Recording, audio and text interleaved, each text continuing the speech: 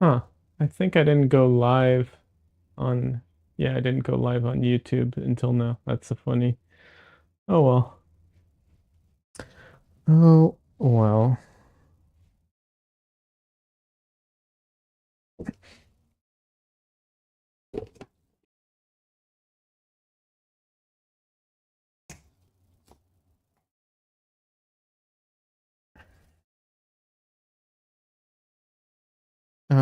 Oh, 1 second.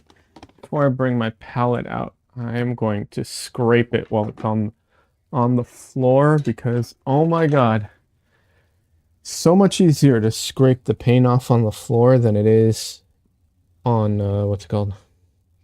When it's, um, on the easel. The easel just is not built to have that kind of pressure pushed into it, you know? So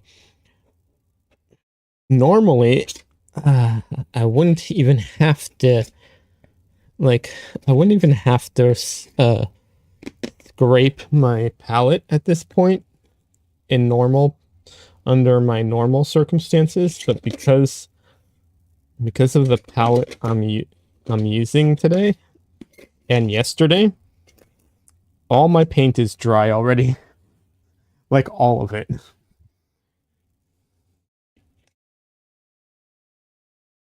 Which, if you want paint that dries faster, you know, that is a good thing. Oh, I hate that sound. If you want your paint to dry faster, obviously, that's a good thing. I don't. I generally don't. I don't want my paint to dry faster.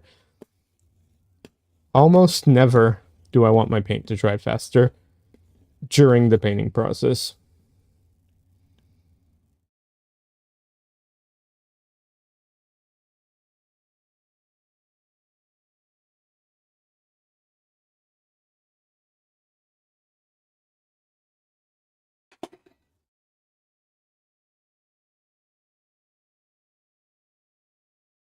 I prefer to paint wet into wet.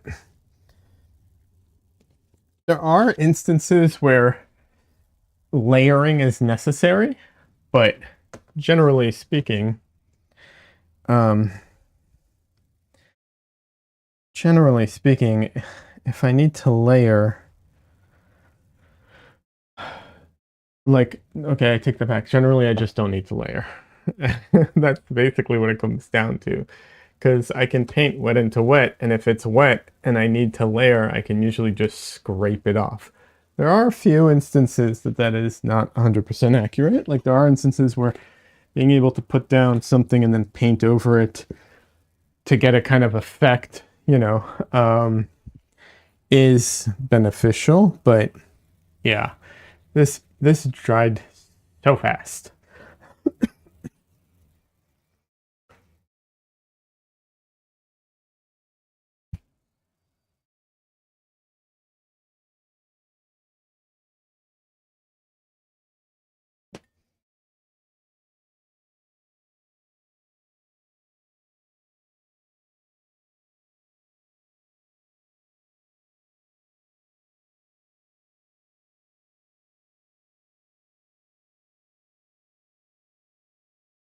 I'm curious to see if the painting itself is still wet or not, because yeah, um, it's so like some of the paint's a little thick, so I'm thinking maybe it's not dry, but I don't know. I'll find out in a minute.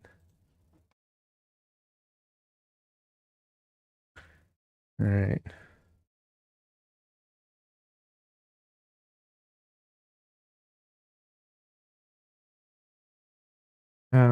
That is tacky. Yeah, that's pretty much dry. That's dry. Ooh, well, that's crazy. That's dry. Oh my God. The whole thing's dry, isn't it? From top to bottom. Oh, no, a little bit of wet paint down here. That's that's insane. It's nearly all dry though. Even the wet stuff is like barely wet. That's crazy.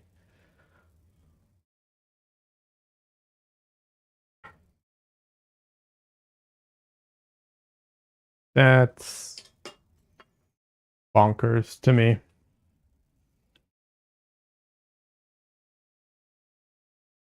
It's been so long since I had what's it called? Earth tones on my palette. I totally forgot that how fast it was.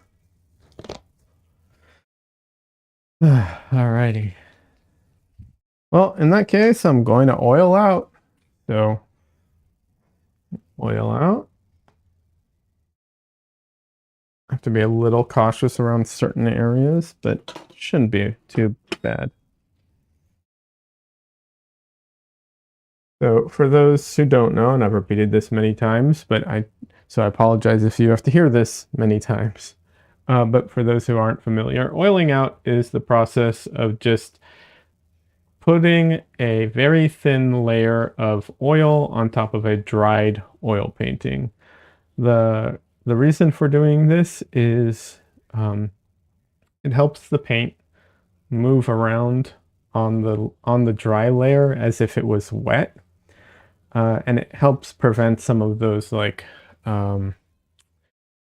what's dry brush effects, and just makes it look like you didn't layer your painting as much, and it makes it just kind of all blend together better. Uh, if um, if that's what you want. Having said that, if you want your painting to, if you want dry brush effects, or if you want to have a harsher like overlay, or like layering and so on, then by all means don't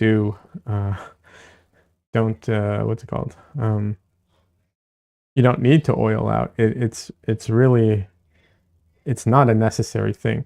The only other advantage that it does have is sometimes with certain pigments, especially like earth tones specifically, they have a tendency to sink. And what that means is where they like lose the glossiness of that they originally had. So they become matte, and some of the color, like because they're matte, you can't see the color properly. So if you want to match your colors more accurately, you might have to like oil out so that you can see the depth of your. It's usually the darks that it happens with the most, and mostly it's, I think, if I'm not mistaken, it's mostly earth tones. It happens more if you're using an absorbent ground and if you're using solvents in your painting. If you're not using solvents, you're not using earth tones, and you're using a non-absorbent ground, in my experience, not much sinking happens. But it's always good to know how to deal with it, you know.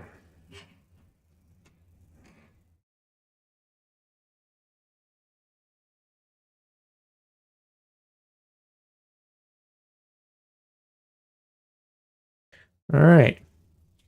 So a lot to do today in this painting. Let's get started. All right. One of the big challenges in this painting is going to be making the beach behind me, or the ocean, beach and ocean, I guess, feel like ocean. Doing the water and all that, it's going to be a challenge.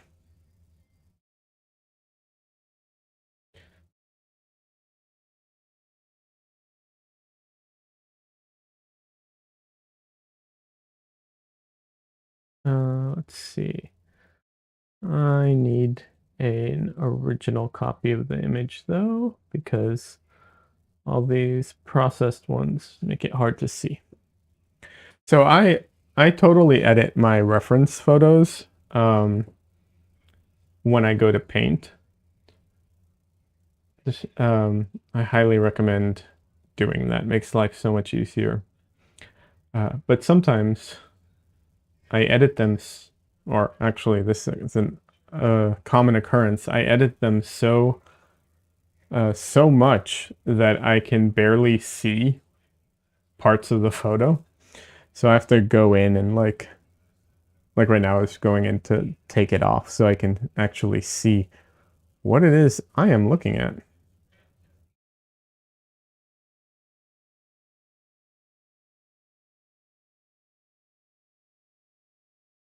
So I to clarify what's going on in this painting in case someone wasn't here yesterday.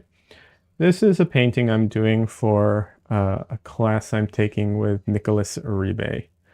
Nicholas Uribe is a fantastic painter, and um, he has a YouTube channel called Our Painted Lives. And honestly, he's become a big influence on my art in the last couple years. I highly recommend this channel. They have a ton of videos there.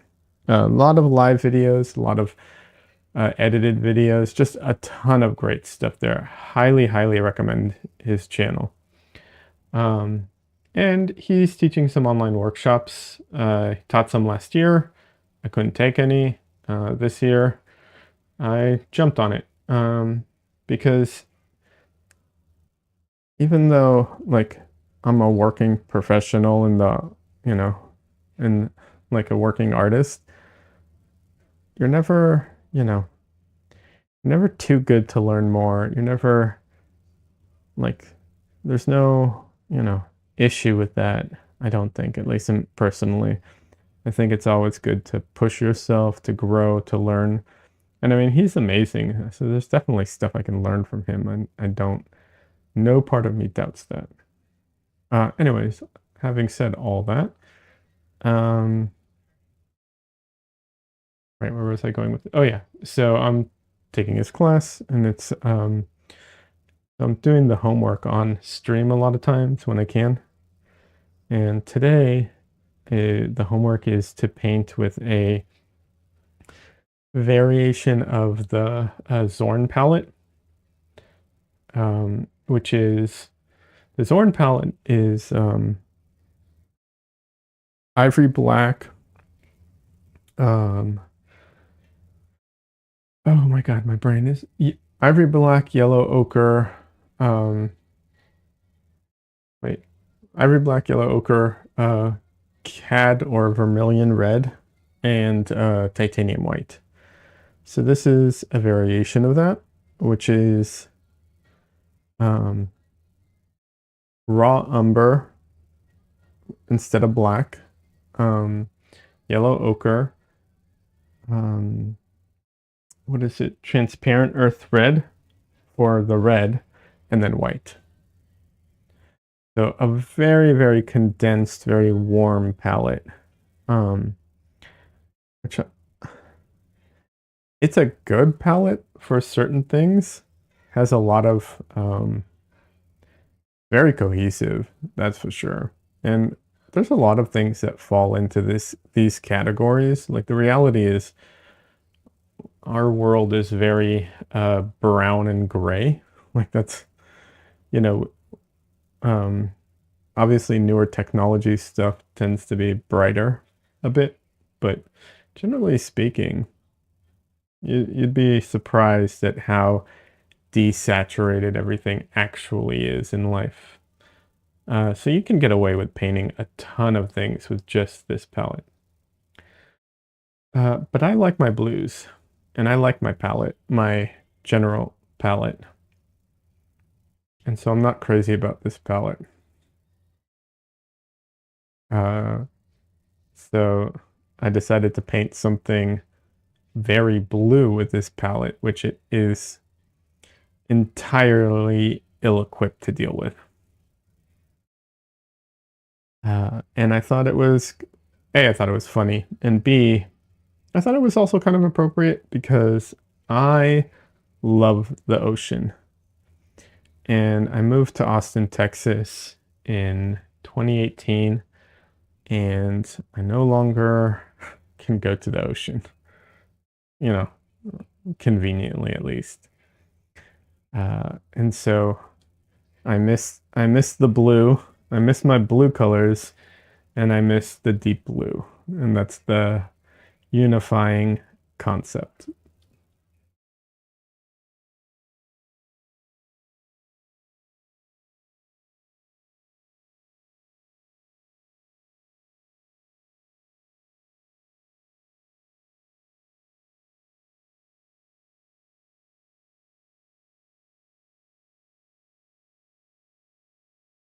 You may be curious, how does one paint the beach, the ocean, uh, the blue sky without blue? Um, the answer is very desaturated. I use my raw umber as my uh, blue. It's not anywhere close to blue, but it fills in for my desaturated gray color.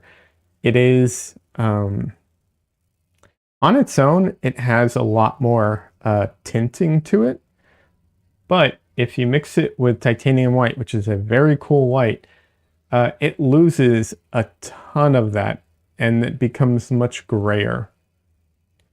And then what I'm going to be doing is pumping up all the other saturations to try and bring out by contrast, make the raw umber feel more gray. The other thing though is another limitation that's inherent to raw umber is, like I said, the titanium white is what's making it, grayer. Without the titanium white, it's a lot more of a like walnut kind of chestnut color. And that doesn't read as blue. Excuse me. So I have to balance those two things out. That's why this is ending up being kind of a high key painting, because it kind of has to. Because there's no way for me to go dark and desaturate it in this painting.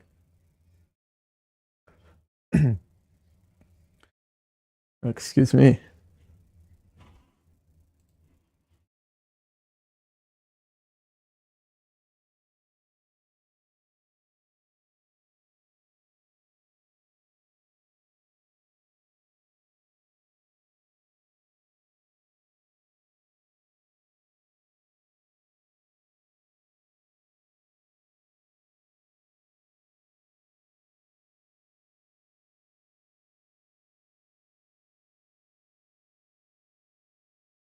Sorry about that.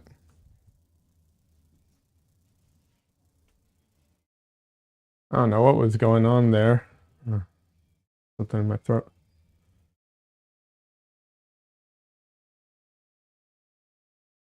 So yeah, so there's a ton of limitations on this painting. And the truth is, as much as I'm complaining about not having access to my blues, having limitations on your painting, uh, self-imposed ones like this, whatever, is so good. It is such a good thing to have.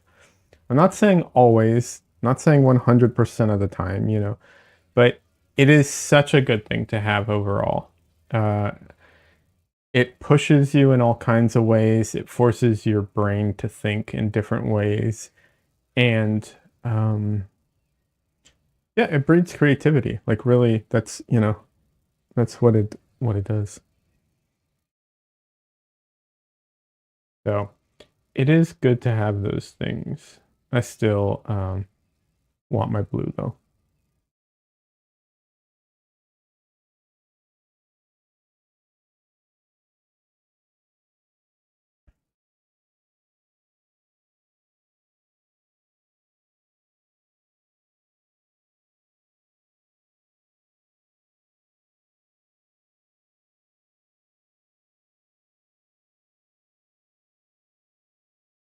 But yeah, I painted my first time with the Zorn palette. When was it? Last year for a painting I did of Andrew Kadima from he was on he was on the Drawn Together podcast. And so I did a painting of him. That was the first time I'd used the Zorn palette. Um, the Zorn palette, yeah, is also a really good, very limited palette. I don't know if it's a little more versatile than this one. I think so. which isn't saying much, but yeah, um, it's a really great palette that I will almost never use.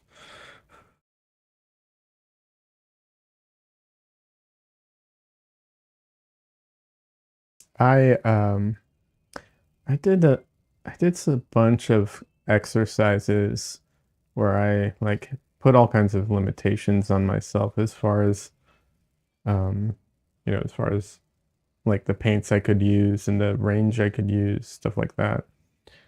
I found those amazingly beneficial. I will do them again for sure. But yeah, the Zorn palette, I'm not sure. Actually, I am thinking of doing like the cool version of the Zorn palette, which I'm not sure what pigments those would be, I'll be honest. But I kind of want to try doing a version of the Zorn palette, but with, because the Zorn palette is pretty much warm colors. I mean, ivory black is originally a cool black. Nowadays, it's kind of a neutral or warm black. It's not really as cool as it used to be. Um, and then titanium white used to be lead white, which was a warm white. Now titanium white's a cool white. So there's a little variations there, but yeah, I don't know what a like. I'm trying to think of like my desaturated cool colors that I could use in the palette. You know, I could use I use Mars black in general. I could use Mars black as my warm black because it's like I'm trying to do opposites, right? So a warm black as opposed to like a cool black. Um, I don't know what desaturated yellow exists that is also a cool yellow. I might actually have to go green or, in that direction, like an olive, maybe. I don't know. And then for the red, I could go like just straight up blue to make. But there are cool reds. This red over here is um uh quinacridone rose, and it is a cool red. So I could just use that. I don't know what yellow. I'm trying to think of what yellow I could have access to that would be, because the only yellow I can think of that even comes close to being a cool yellow is lemon yellow. But that thing is so bright. It is not a desaturated color. In fact, it's on my palette and it's so bright right now that it almost looks white because of the lack of dynamic range for the camera.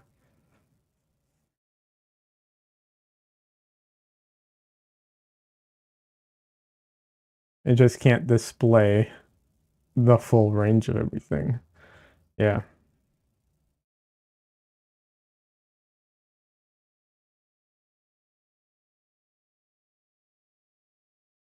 If anyone has an idea, you're welcome to leave it in chat or in the comments later if you're watching this after the fact. Let me check something because I have some viewers but no chatters at the moment, which makes me worried that it's just not populating my chat for some reason. Or there might not be any chatters in here. That's also cool. Yeah, it looks like no one's chatting. Okay, just making sure. No worries either way. There's no obligation, obviously. I just wanted to make sure I wasn't missing anybody's chat.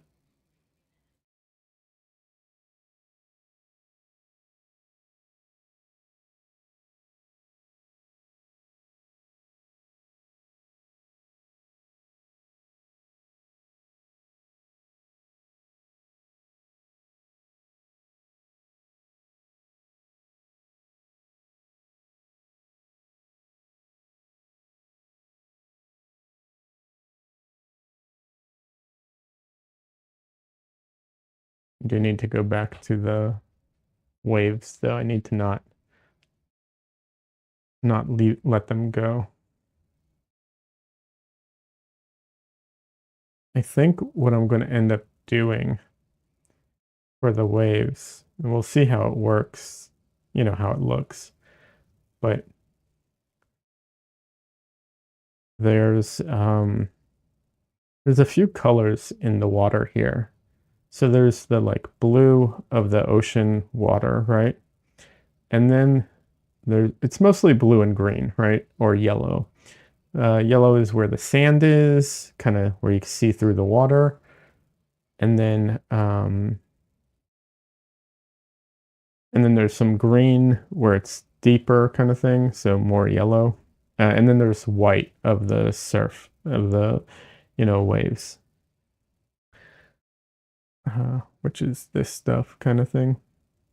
I think what I'm going to end up doing is I'm going to try to use, because of all the limitations I have, I'm going to try and use a yellow for the sand, for the parts where you can kind of see through the water into the sand. And then I'm going to use a like white yellow for the, what's it called? For the surf, for the foam. I think is how I'm going to have to go about it. And then maybe some red, because there's some parts where like you can kind of see through the water because of where the wave is like turning. I might have to use a little red in there as well, just to differentiate things. Is that a realistic view of things? God, no, but whatever. I'm doing what I can.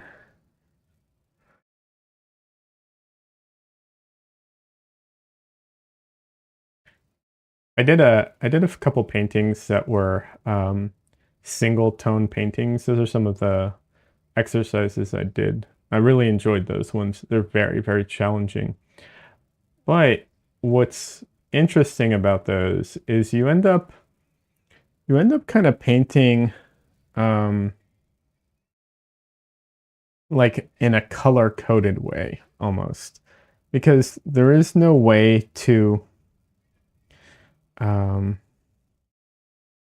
like there's no way to represent certain, let me rephrase that, sorry.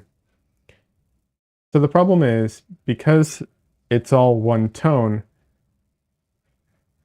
obviously you can't play with the value. So all you have is temperature and saturation. But the problem is with paint, with colors, is as you increase or decrease the saturation, the value shifts, right? It's very hard to adjust the saturation and keep the value the same. There's some wiggle room in there, but very, very little. It's basically, you can go from whatever the most saturated version of that color is in that value range to gray. Like that's all you can do. Whatever gray is the correct, value. So that's like that's the range, right? There's no up or down. And then for, then you have, what's it called? You have the temperature. So you can push things warm or cool.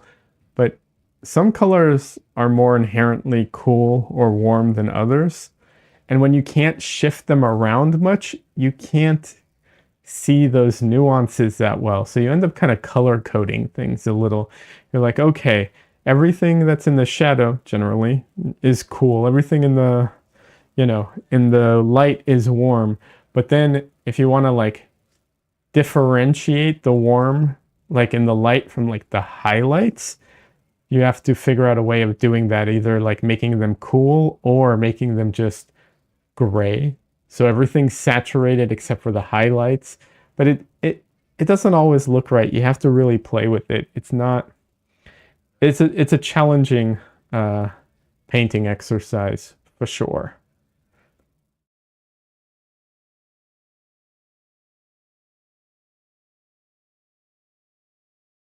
And while I actually would recommend people try it, I don't think it's a beginner friendly exercise. And I think, in fact, the Zorn palette is a much more beginner friendly palette or exercise. And I think it's also probably much not only friendlier in the sense that like it is easier to do, but probably you'll learn more from it in the beginning. So I just, by the time I got to it, I didn't feel like I gained as much from it had I, you know, had I done it, um, what's it called, earlier in my painting career.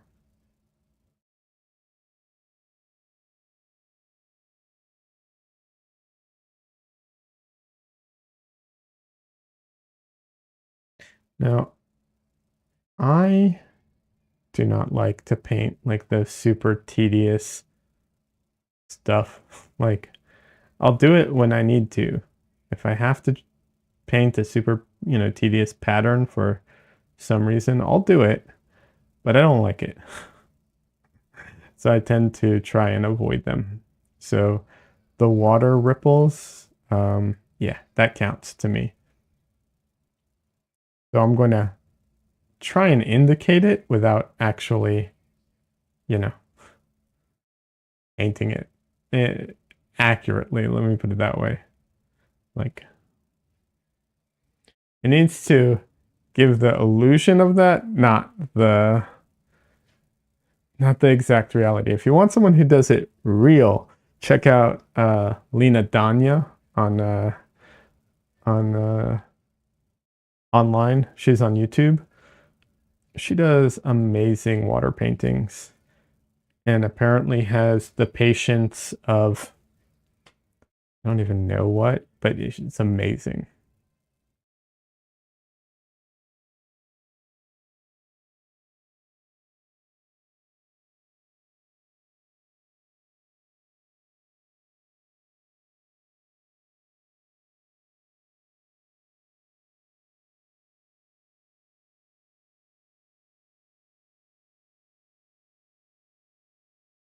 Hey Des, welcome. I'm glad you're here. Deal with the dogs as you must.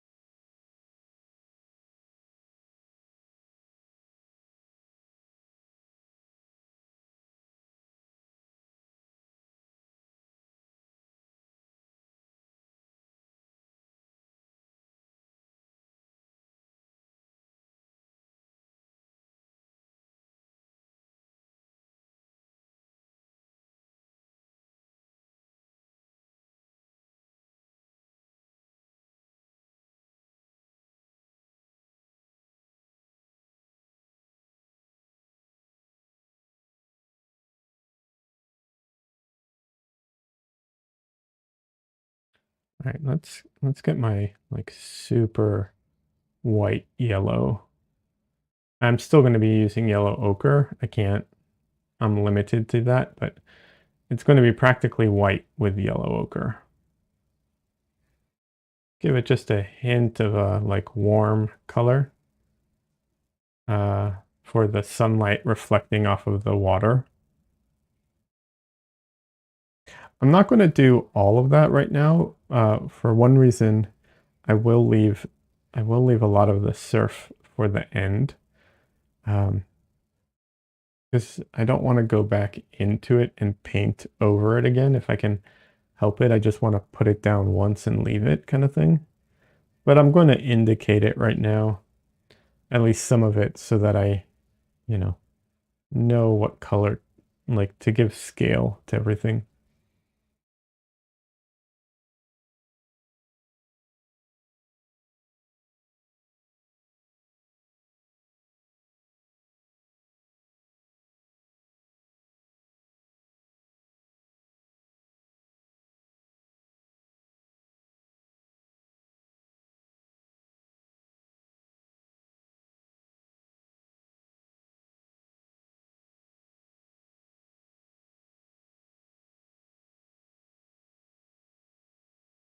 I think that works. Not perfect, but we're going for we're going for good, not perfect. uh, that sounds so dismissive. I don't mean it that way. I just mean like it's just not going to be blue. The bottom line, it's not going to be blue.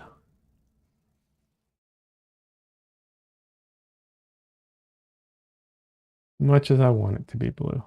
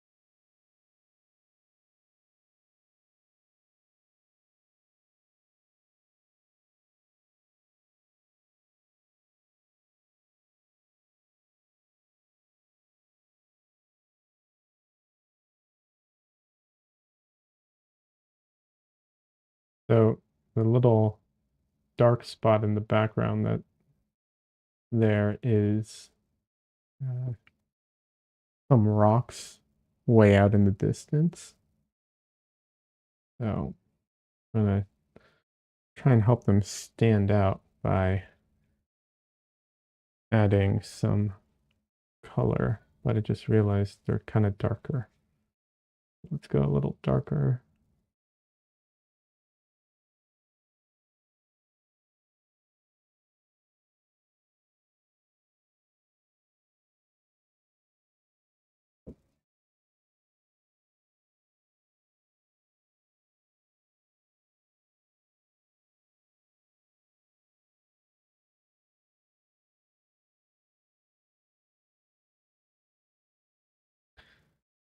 I might have to go over that one more time because the texture that I left here from the brayer is kind of getting in the way. But it's also way in the background, so we'll see. It's not exactly high priority.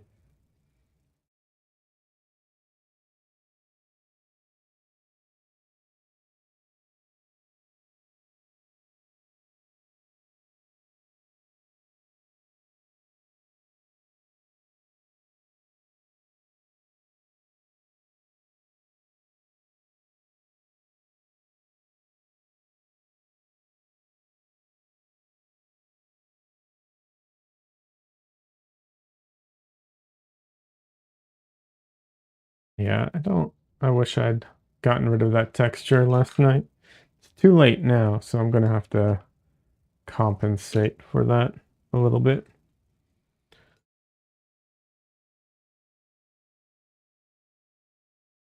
I could try and scrape it off, but this is paper, so it might not be the best idea. So instead, I'm going to try just literally spackling over it kind of thing.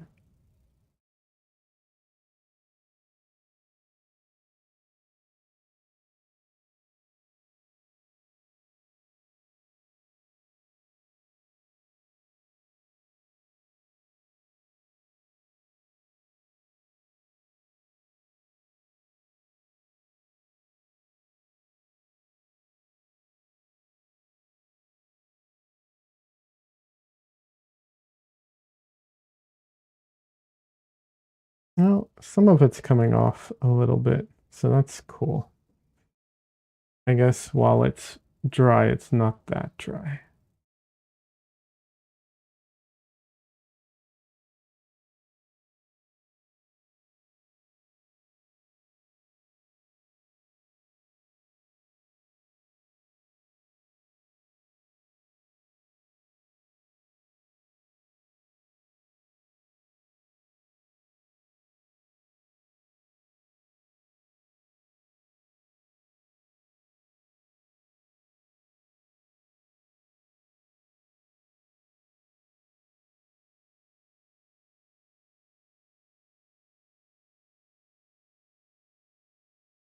I don't mind the texture as much on this side because um, I'm not painting. I don't have any like detail to paint there, so it doesn't matter.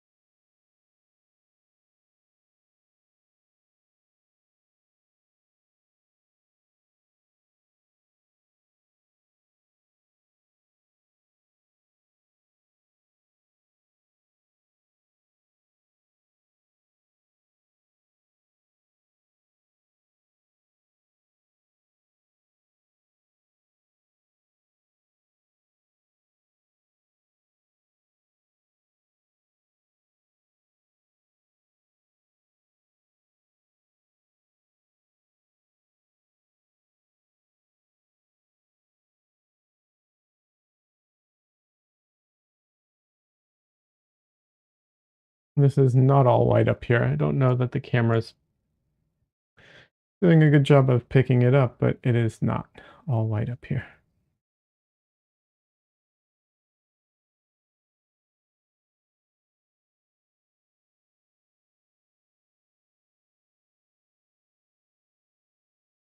I'm getting a lot of uh, weird textures up here.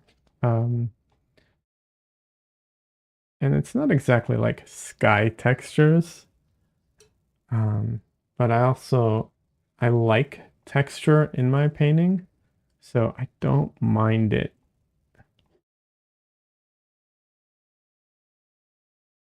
There are times where I definitely do, but this is not one of them. I'll be going back over that again anyways at some point.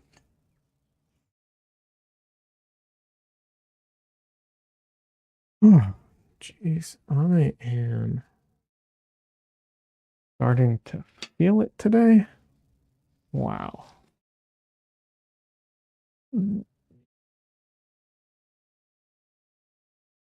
Weird. It just kind of hit me all of a sudden.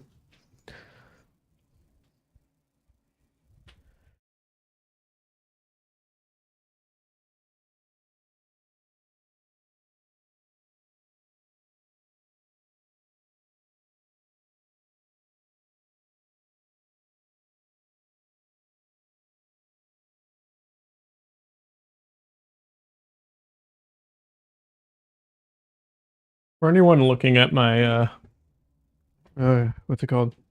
My art portfolio or catalog or whatever. Aside from the fact that a lot of my paintings are for sale, most in fact. If you're wondering, like, back now, a cat is in your face. Nice. Welcome back, Laura.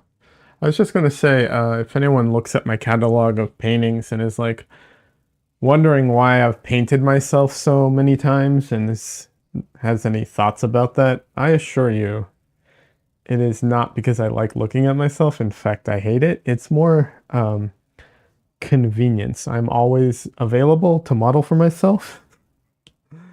And, I'm always around.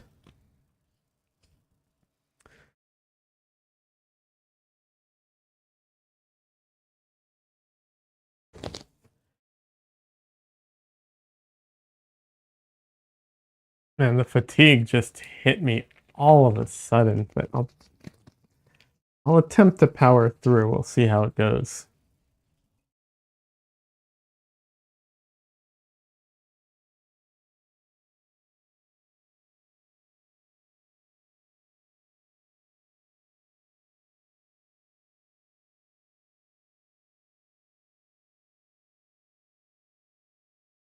I need to put out more raw umber, but I'm running out of raw umber, so I'm being very careful about putting it out because it dries so damn fast.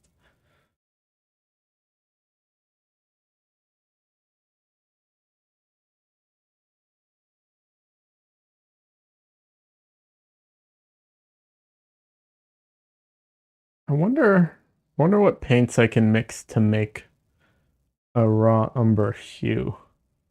For anyone who isn't familiar, a hue is the name they give a paint that is like visually looks like the name that you're giving it. So like cadmium yellow hue, raw umber hue. No one has that hue because raw umber is cheap, but that's the idea. So yeah, I wonder what colors would I have to mix to make raw umber? Well, raw umber hue. The thing about hues is they look the same, but as soon as you start, mixing them, the pigments are different, and so the individual attributes of those pigments acts differently. To give an example, and this is like a very unique example, but there's a paint that Gamblin makes, Chromatic Black, and it is a mixture of phthalo emerald, if I remember correctly. It's phthalo green yellow or phthalo emerald, and quinacridone rose. But it's pre-mixed. It looks black out of the tube. You mix it, it's a very neutral cut black. It's great for mixing. It's a great color. However, one time I used it to tone a canvas. So I put down, actually it wasn't canvas, it was Yupo paper. So I put down, I covered it with black, not thick, just, and then I took a rag and I wiped it down to make it even thinner, because you just want it to have a little bit of color, not like a layer of oil. But because it was a mixed color, I got these weird streaks of like magenta or green or emerald, very, very light, but I got these streaks in there because the colors separated a little, the pigments separated a little when I was like, mashing them around. And yeah, it was interesting.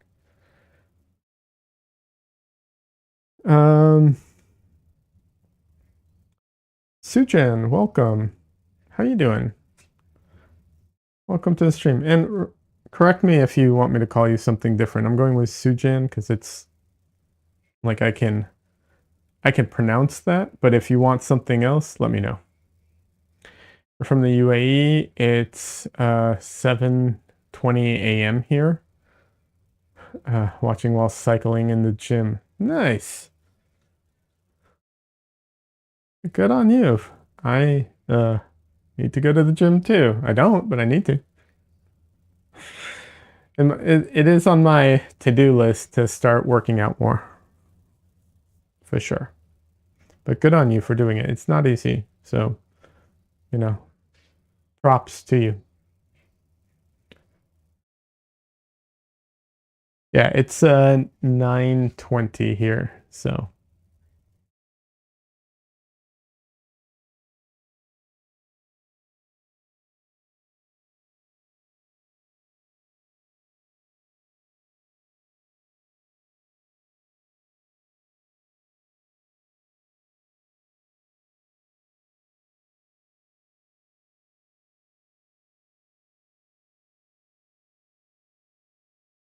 I don't know if you were here yesterday when I started this. I apologize if I don't remember. My memory is not good.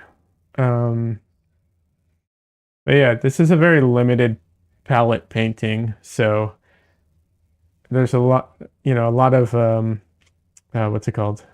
Compromises being made to try and convey what normally would be a pretty easy thing to convey. Your gouache review to me was spot on. Helped my view of gouache. Oh, absolutely. Happy to help. Like I said, gouache is great. I have a painting. Actually, I can show you a painting I did in gouache. It's not finished. I never got around to finishing it, but it's close to finished, right? Like it's not far off. Um, this is when I was into Destiny. Um, you know, uh, but you can see there's like a streakiness to it, to some of the color variations, because it's really hard to get smooth gradations. Yeah,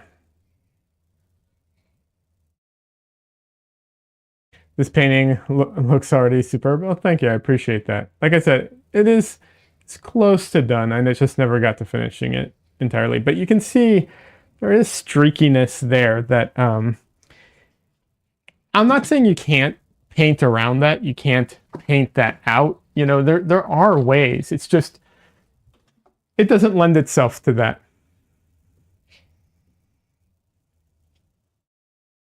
So yeah, the thing that the reason I say what I say about oil paint is, wow, amazing. Exactly. I too struggled with smooth transition wash. Yeah, it's very challenging. If you go and watch, if you want a good painter, there are two painters I can recommend for gouache online that I know are really good. Is James Gurney, um, which he's an amazing painter.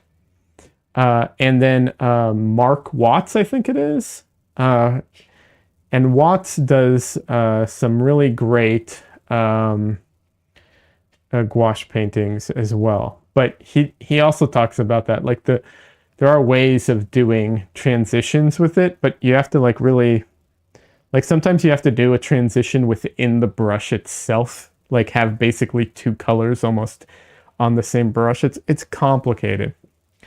Um, or washes, of course. Thing about oils, and you may know this, but the drawing time, the limited drawing time, is Sarah Burns. Yes, Sarah Burns. She is also really good. I think I didn't think about her because she does a very different type of painting. Um, Watts does a lot of oil paints and gouache. And he's very traditional, like figurative stuff or illustration stuff. That's why I thought of him specifically. But yeah, oil paint. The two big like challenges with oil paint are the drying time. Asterisks. Like the slow drying time and the um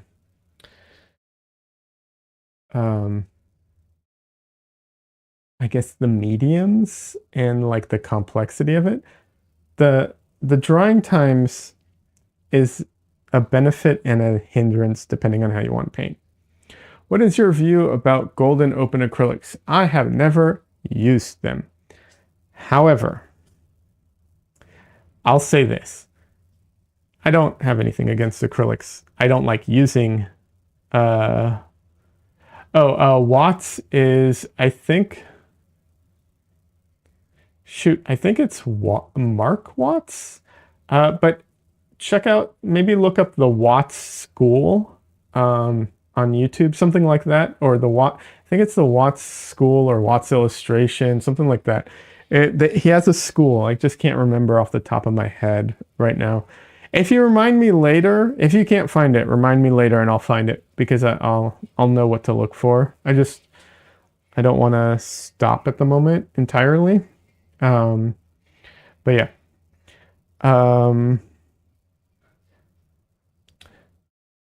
Acrylics, so golden open acrylics sounds good. I have no problem with it in theory. I have no problem with acrylics in general. I don't like using acrylics, but that's a personal thing, not like anything against the paint. Or anyone who uses it, you know. The one thing I wonder about golden open acrylics is do they have the same color shift that regular acrylics have? Because that was one of, not the only, but one of the big challenges I ran into when trying to paint in acrylics.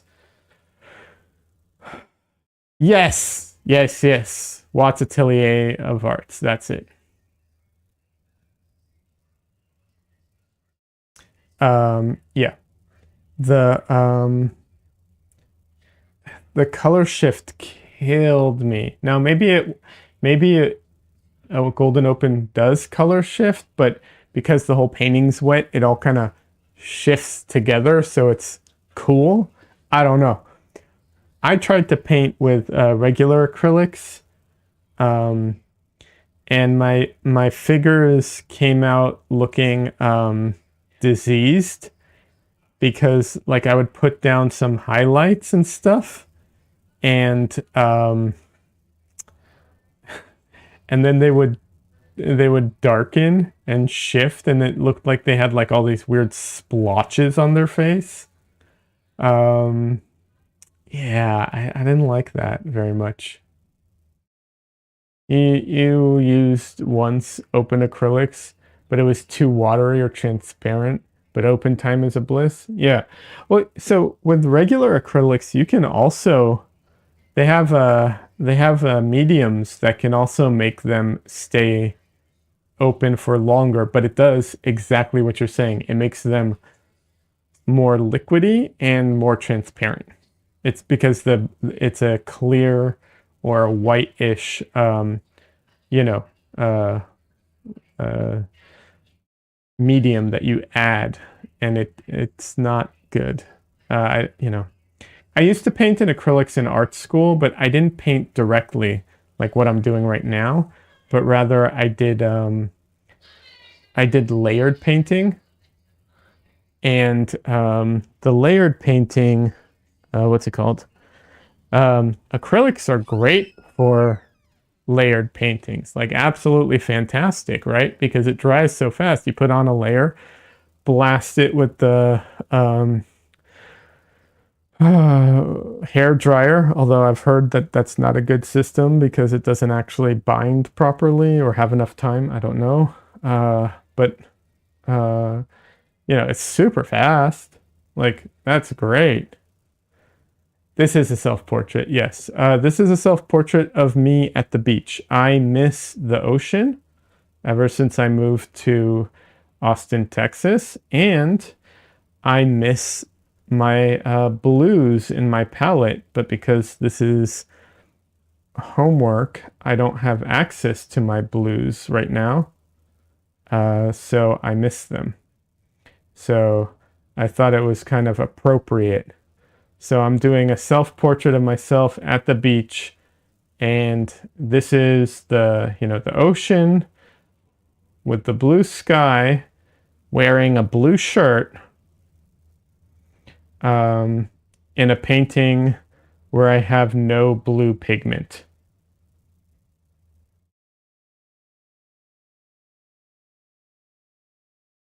T-shirt folds look so good. Oh, thank you.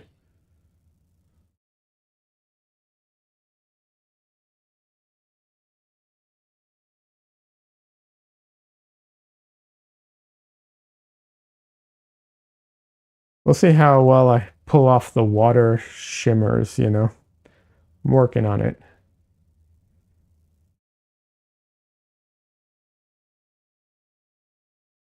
It doesn't need to be perfect. Like I said, I'm not even going to attempt to make it a one-to-one accurate version. I don't want to. I just want to indicate it, make it look okay.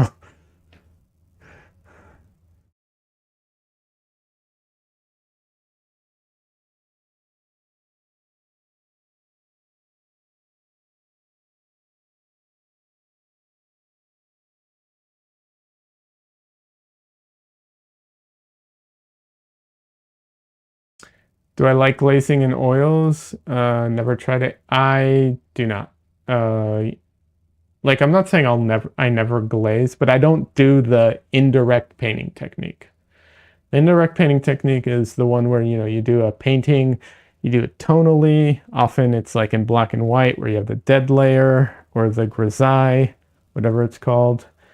And then, sorry if I'm explaining and you know this stuff. I'm just over explaining in case someone doesn't know and they're listening.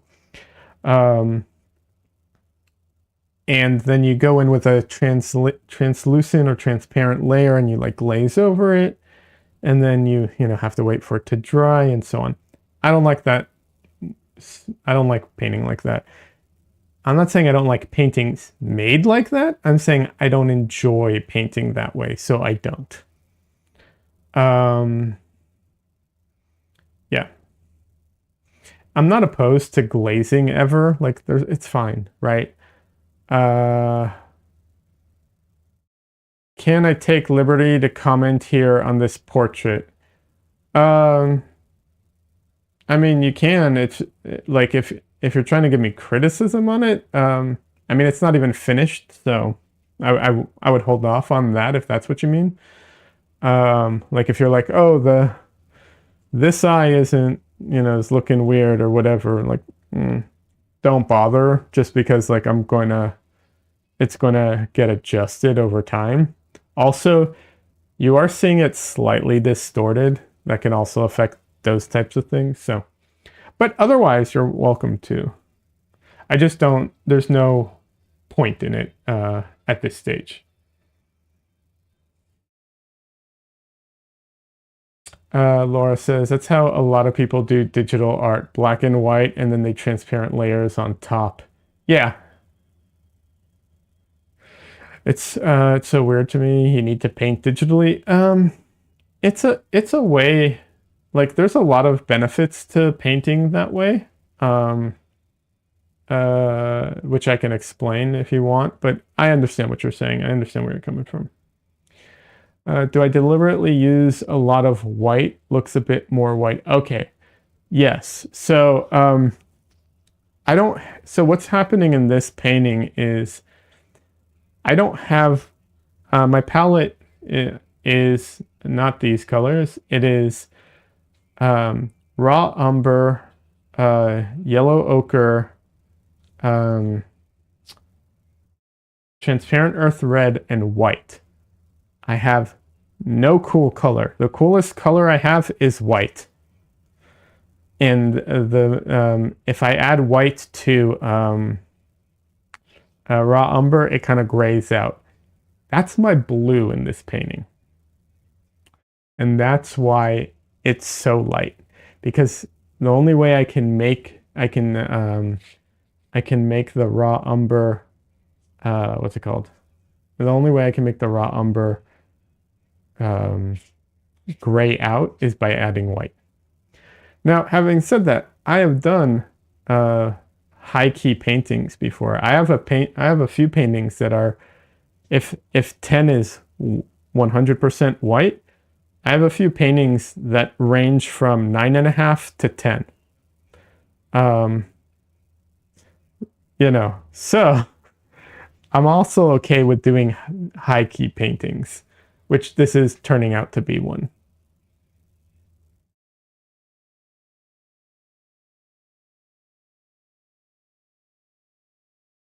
What's going to happen is I'm going to have to like saturate certain areas a lot more than I normally would. And that's going to give me some of that, like, that's going to make the grayish look more bluish. In theory. It's never going to look blue. Like, it's never going to look really blue. But it in context,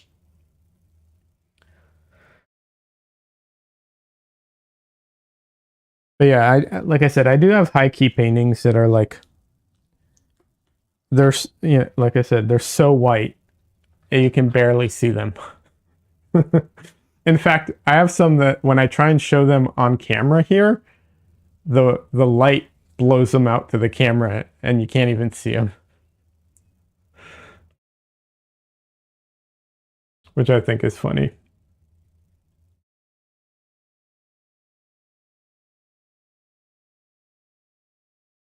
The problem with raw umber is if I don't add the white to it, it looks very brown, walnut color. Yeah. Okay, I understand. Amazing you could manage such as Zorn or restricted palette. I think the Zorn palette, I tried it, the like original Zorn palette. I tried it a little while ago for the first time. It was challenging, but it's actually a really good palette. I think it's worth giving it a shot. And if you've tried it before, maybe at some point try again. Don't be like me. Be smart.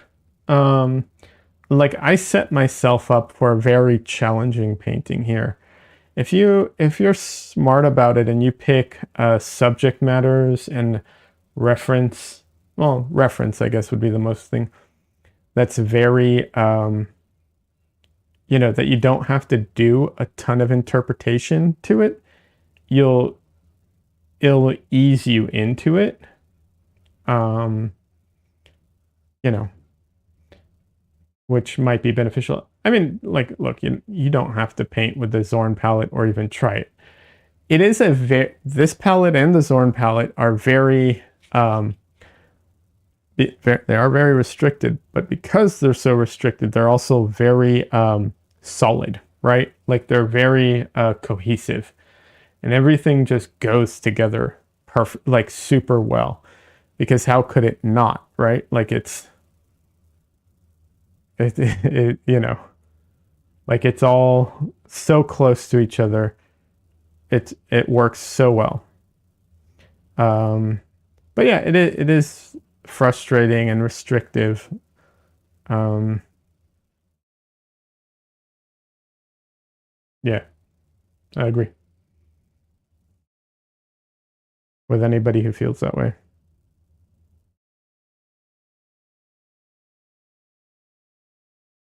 Laura, the reason, Laura says, it's looking blue. I think your goal has been met. Oh, thank you so much. I'm so glad it's kind of pulling it off.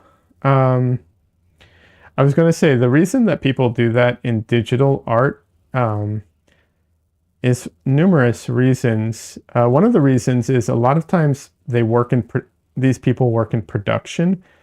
And when you work in production, speed is an issue, obviously, and also so speed is an issue. Also, they really try push the value because they need things to read easily, and so they really push value over a lot of other things. right? And then a lot of times there's also edits on things. Even if they like what they did, sometimes they want to do like, if there's a character, they want to do an edit to the costume. So they do like different colors. So having the underline, um, you know, black and white or gray, and then doing the color on top is a really great way of doing that. This is Sujan says, this is inspiring me for, this is inspiring for me. Sorry. Your style is different. Oh, thank you. I appreciate that. You should definitely check out Nicholas Uribe. If you like what I'm doing, you'll love him as well, I think. Um, he's really good. So yeah, that's one of the reasons that people paint like that digitally. The other thing too is that a lot of the people painting digitally, they're not, it's changing, but originally the goal was to do a style that was a lot cleaner and a lot more smooth and refined. Um, and they didn't want to have all that, like, painterly noise and all that stuff, right? They didn't want to have all those brush marks and everything. It's changing though now. Now it's definitely changing. But once again, part of that is also because it comes from the world of production, a lot of it. So,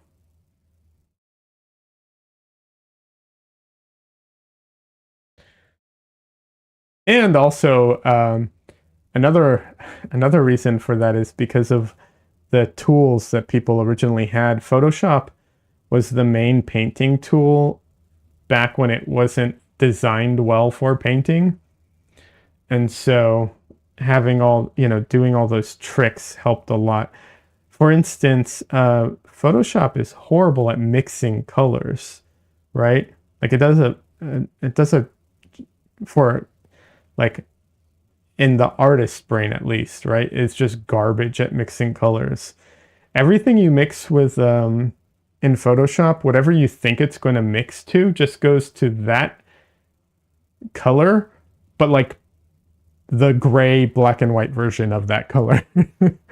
So you want to mix green, you mix blue and yellow, and you get like gray that kind of slightly reminds you that green is a color. So um, that's another reason for all of those like tricks that they and way of painting. And there's many other reasons, but it is changing now. There's a lot more digital artists who are like painterly painters, with their styles.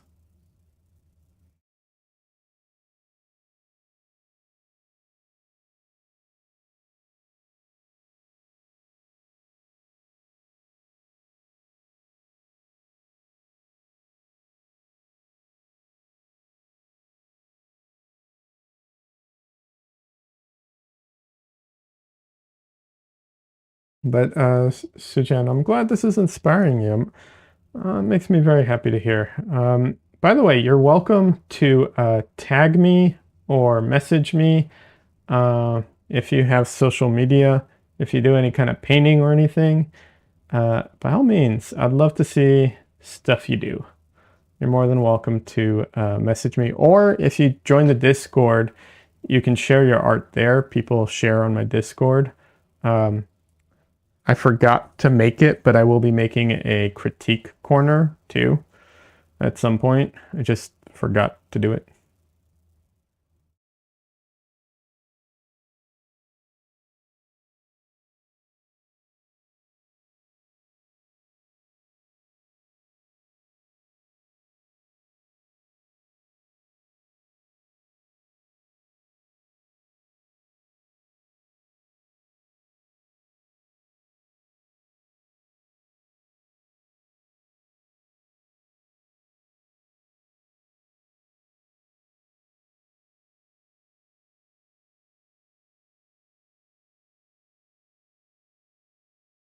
This needs to be lighter.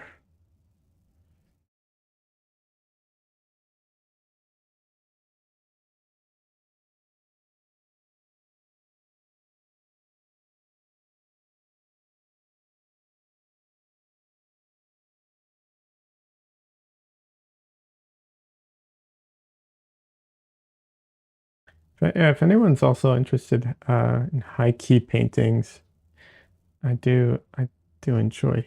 I don't know what it is about high key paintings that I enjoy so much, but I've discovered an enjoyment for them. And I'd never even thought about doing a high key painting until like a couple years ago. I don't think I even knew it existed prior to that, to be honest.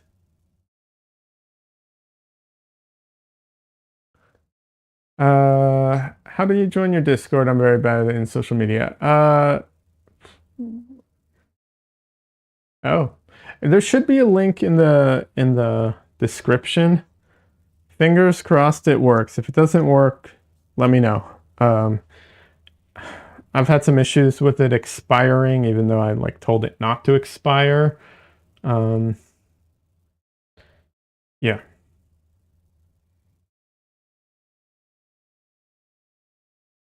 and I have no idea what countries are restricted. That I didn't even know that. I mean, when as soon as you say it, it makes sense. You're like, oh yeah, that makes sense. But I didn't think about it.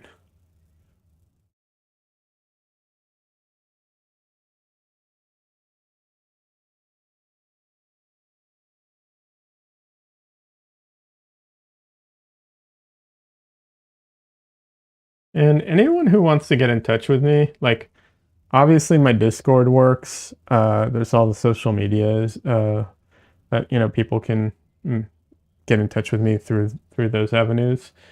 If anybody wants to buy a painting or wants to get in touch with me in a different way, there is my email. You can go to my website. There's a contact me thing. I don't have e-commerce set up on my website at the moment, but I do sell my paintings. I just do it through PayPal. I just don't have the e-commerce thing set up on my website. So you can email me through there. I do get those emails. I will respond. Um, you know, or social media. Thing with social media is sometimes it filters out things in a way where like I end up not seeing it in time, or so just just throwing it out there. See you all there. Ah, just joined. Awesome. Yeah, I'll be honest. I'm not the most active there. I do respond. I'm just not the most like initiating. But it's a great place if you want to post your art, talk about it. Like I said, I will have a critique corner soon for anybody who's interested in that. Um, I'll be getting that done soonish.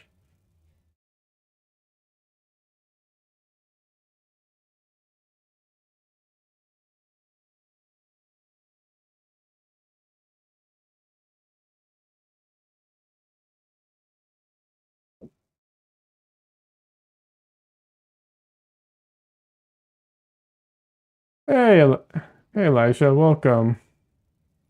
Liad is painting Liad. Yeah, Liad is painting Liad. Like I said, I'm the model that's always available. Although this is not an old photo, so but yeah.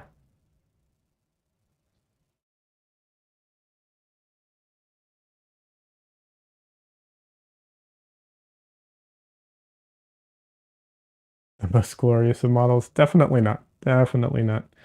You must be high. But thank you. I appreciate it.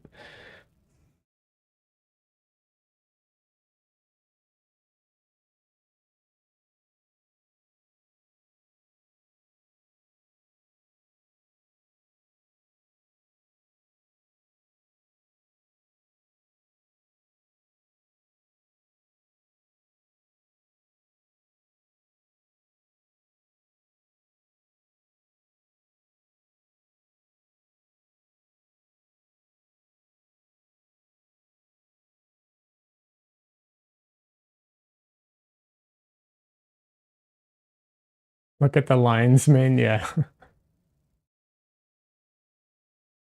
Uh, Probably a bit shorter. Not that much shorter. It's just mostly behind my head at the beard was longer for sure. Yes. I've had the beard down to like here.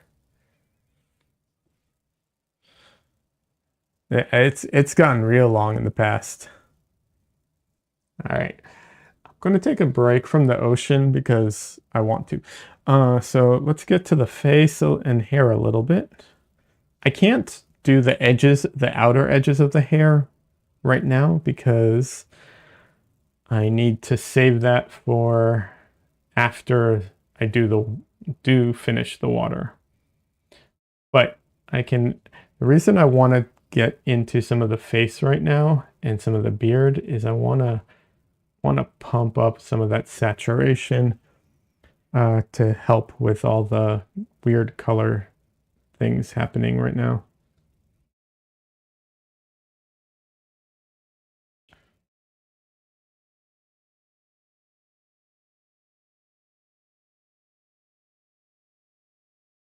You love the warm colors? Yeah. Well, this is uh, nothing but warm colors.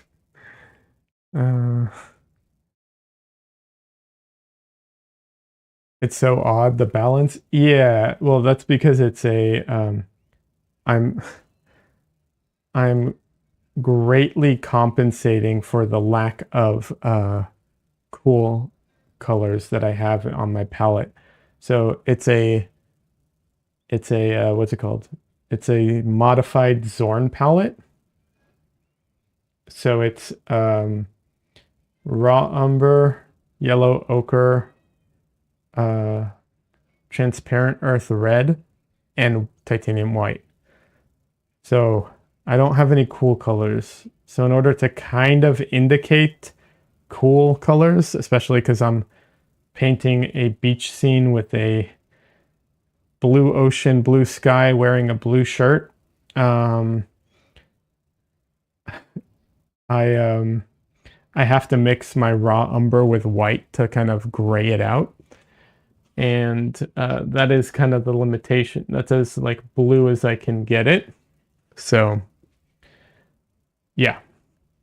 So I'm kind of compensating for that with all my other colors, trying to like push everything. Um, and it has to be high key because the raw umber on its own has a really beautiful like walnut brown, like brown walnut chestnutty color, right? Well, um you know uh I it doesn't read as blue, so I have to add white to it, so everything has to kind of shift to compensate. So it's a lot of messing with the colors. You could just eat umber raw. I doubt that's healthy, but yeah, I get it.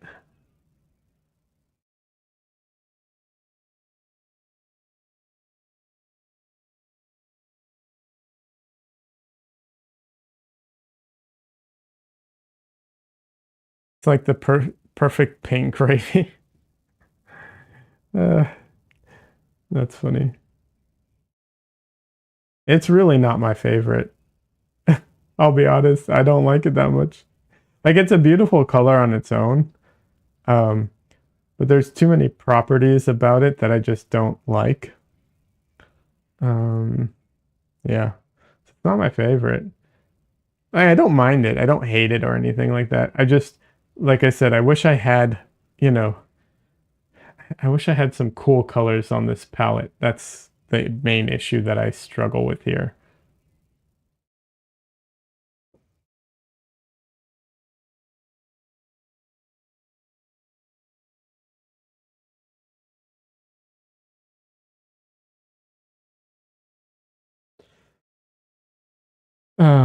But it's a fun experiment.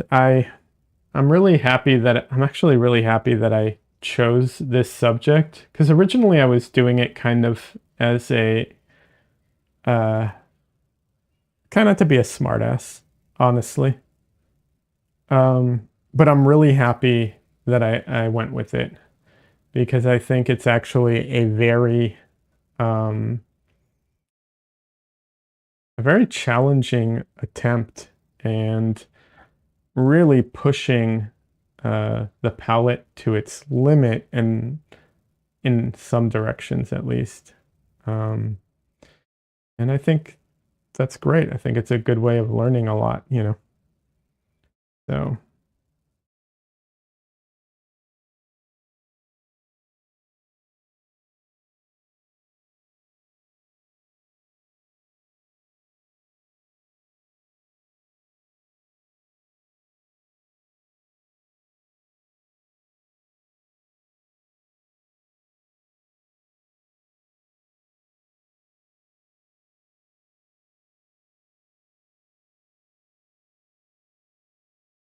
I thought the what's it called? I thought the Zorn palette was restrictive as far as like lacking cool colors. This is another level. Just a whole other level of restricted in that aspect.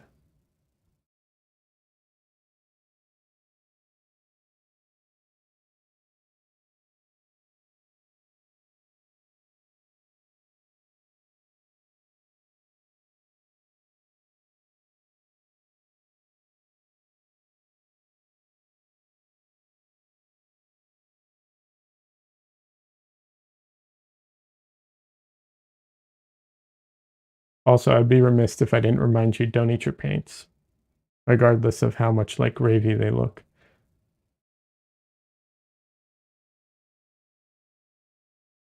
One of the core tenets of this channel, don't eat your paints.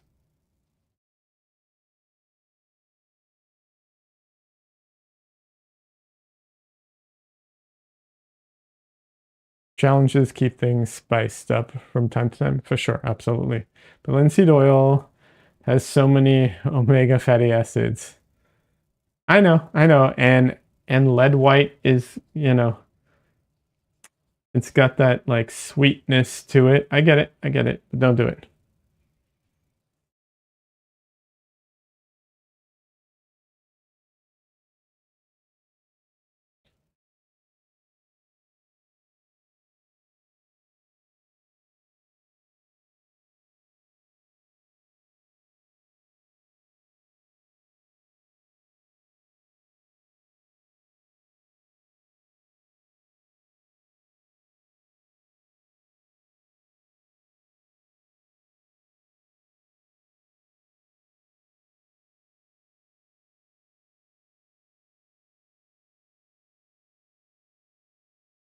Also, by the way, for most, and I'm not going to say all, so check the packaging, but for most, what's it called?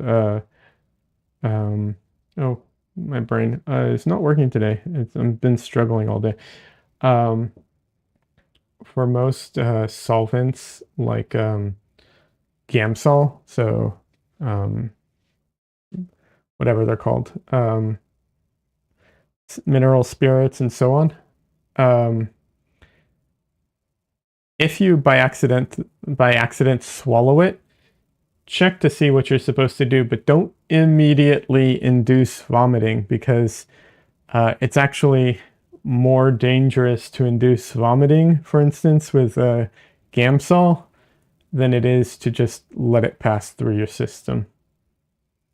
Counterintuitive, I know, but the reason is you don't want to basically, when you induce vomiting, you can inhale it.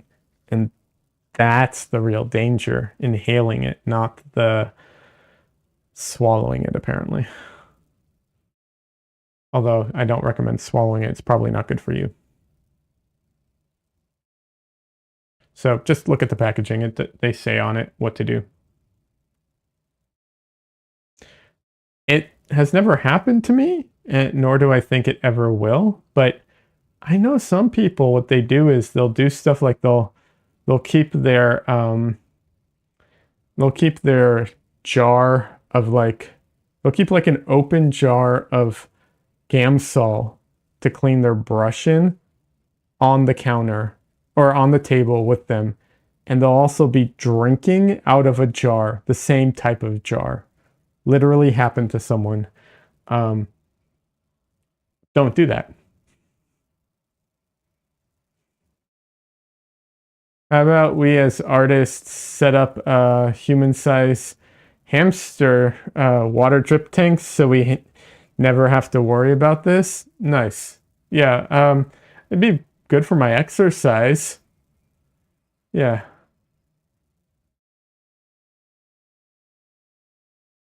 You know, it could be beneficial.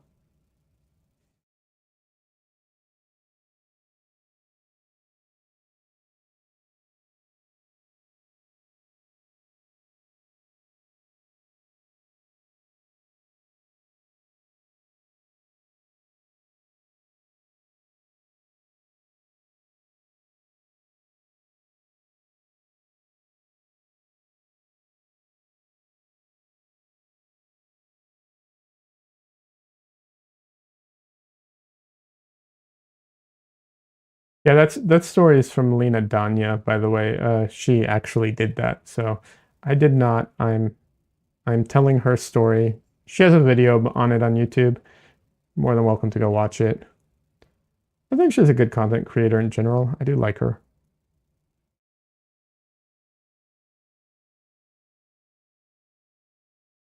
Uh, I look like Neo. Fun.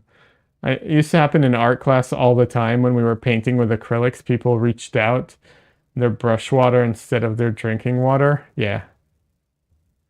No, she didn't die. She was fine. She has a video about it. You can go watch her video. Unless you're informing me that she died, in which case I'm going to be shocked because I did not know that she died. But last time I saw, she was alive. I have not heard of anything, so I'm assuming she's alive. And that you misunderstood what I said. Yeah, you did. Okay, cool. Yeah, yeah.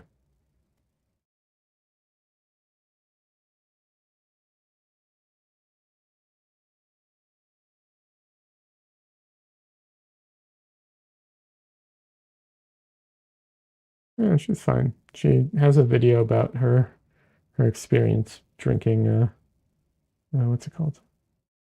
Solvent.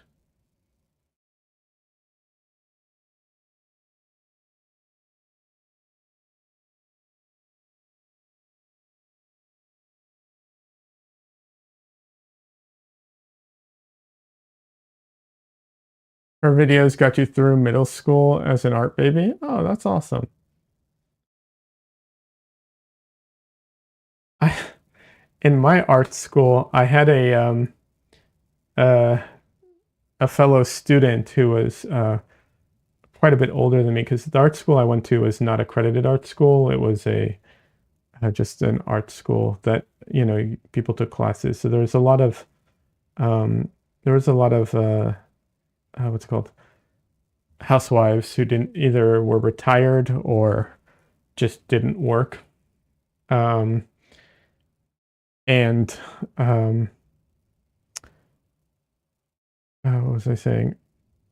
Oh yeah, one of them, she was a watercolor painter, and she would just take the brush to make it into a fine point. The watercolor brushes, a lot of people use round brushes for watercolor brushes, and they're very, very soft. And so to make it into a point, she would just rinse it out and just put it in her mouth and you know, pucker up and pull it through to make it into a very fine point. Don't do that. Toxic pigments are toxic regardless of whether or not it's watercolor or not, but just saying, watercolor pigments can be just as toxic as oil color pigments because they're all basically the same. There are companies that sell cadmium watercolors, and you guessed it, just as toxic as regular cadmium oil paints. Probably more actually, because they probably grind it finer.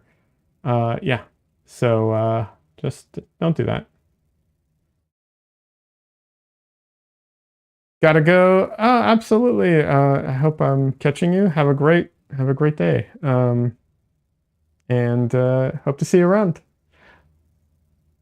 I will probably be streaming on what's it called? Oh my god. Thursday instead of Wednesday this week. I have to go pick someone up from the airport. So I'm probably going to be moving my stream over to Thursday. Try not to move my stream around much, but you know, it has to happen every once in a while.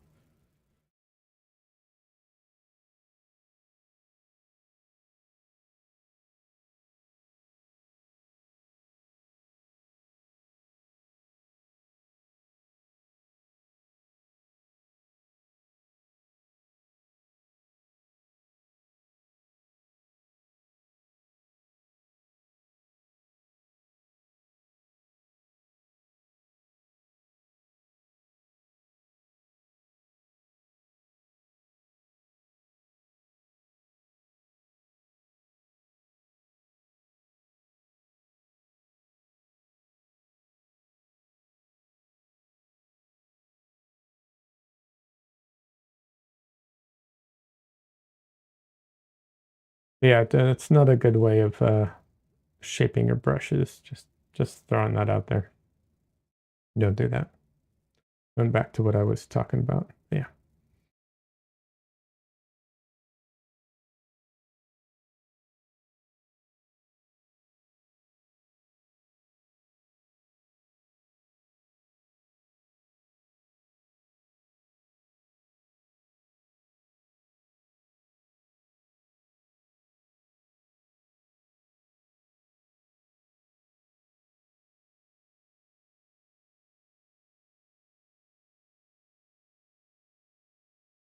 Thank you, Elisha. I appreciate that. Oh, good. You can make the worst puns you want. It's all good.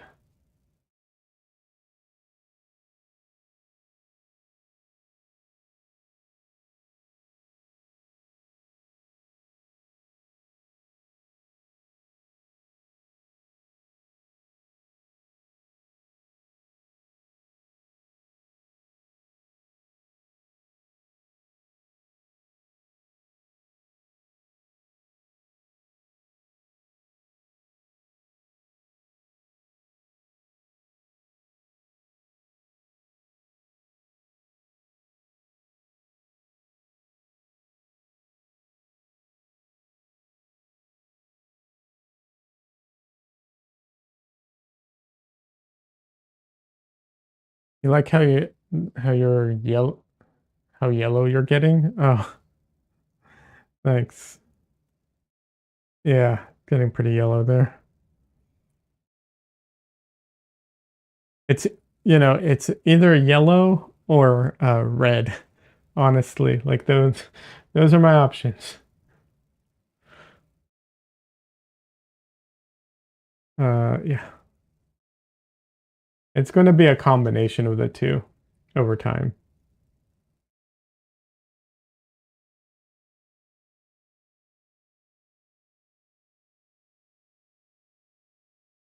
I mean, don't get me wrong, I could have done the whole thing in like I could have just made the whole painting raw umber and then gone in and like added, you know, some spot colors of like red and yellow of whatever, but I did not want to do that at all. That did not feel that that didn't feel challenging at all, right?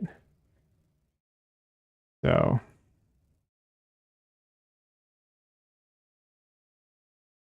that's why I went a different route with it. But yeah.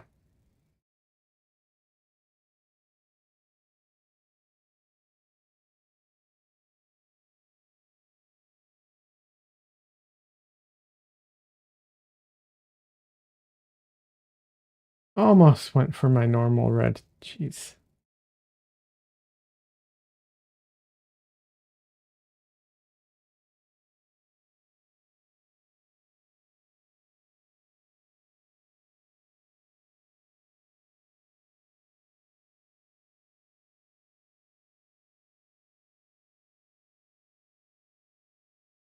Beards are so challenging.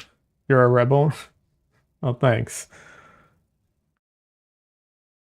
I mean, my other option was I could have just done it. Like, look, this is a great palette. You can do so many, like, portraits and portraiture and figurative stuff with this palette, and you would, like, as a viewer, you wouldn't look at it and be like, oh, that's a restrictive palette that they're using. Like, if you really analyze it, you might be like, hey, that looks like they're probably limiting the colors they have. But, like, it is a very, very, very capable palette for certain things. You just have to be very deliberate with your choices if that's what you're going to do, right?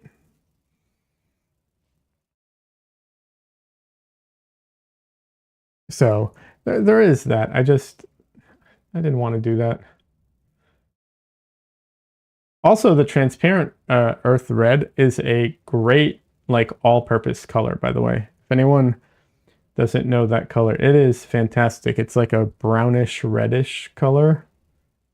It's you can't even see it. Kind of see it up here.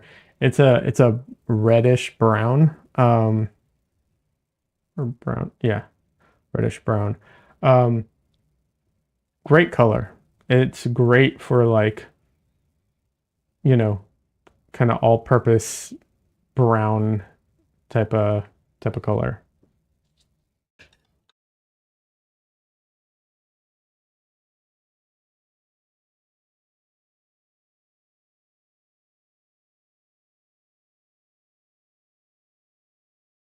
Reddish, breedish, yeah.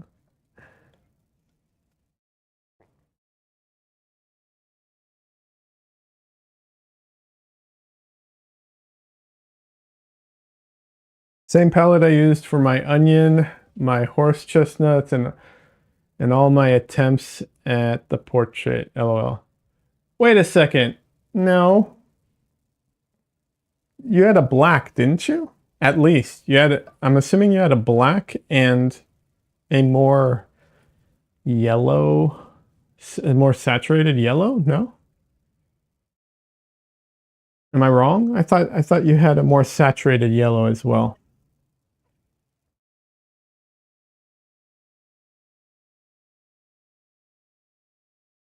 I will say this. I find it, even though we don't have like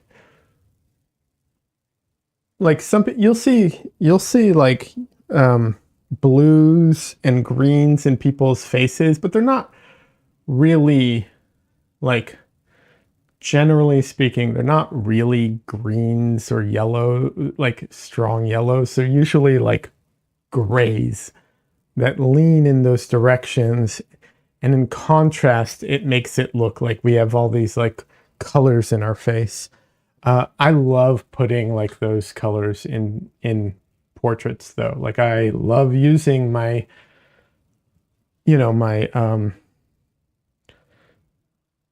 cool colors in when painting people's faces, not just faces, but when painting people.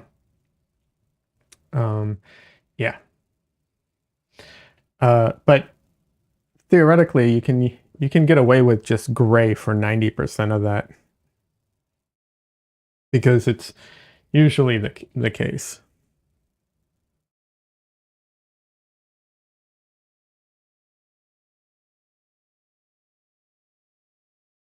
You had black? Yeah, I thought you had black.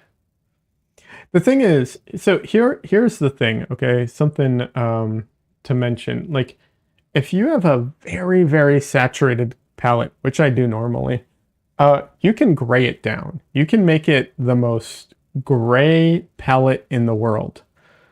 Uh, but you can't go the opposite, right? If you have a gray muted palette, you cannot go saturated. However, uh, there are risks and disadvantages to using a saturated palette. Let's see. Elijah says, I use Pyrrole Red in my attempts with the Zorn palette. Yeah, it's fair. It's a little bluer, I think. But yeah, though before I didn't have Pyrrole, before I didn't have Pyrrole Orange. I think, and I have to mix the two to get the right cad red. Okay. It doesn't have to be 100%, you know. It's more about the like exercise than it is the, you know. But so here's the disadvantage of a very like saturated palette with colors that are kind of all over the color wheel spectrum is there's a few things. Making a unified uh what's it called? Painting is very challenging. Um because the colors can be very jarring to each other if they're so far apart. So you have to be careful with that. Um, and then if they're very saturated, like mine are generally, it's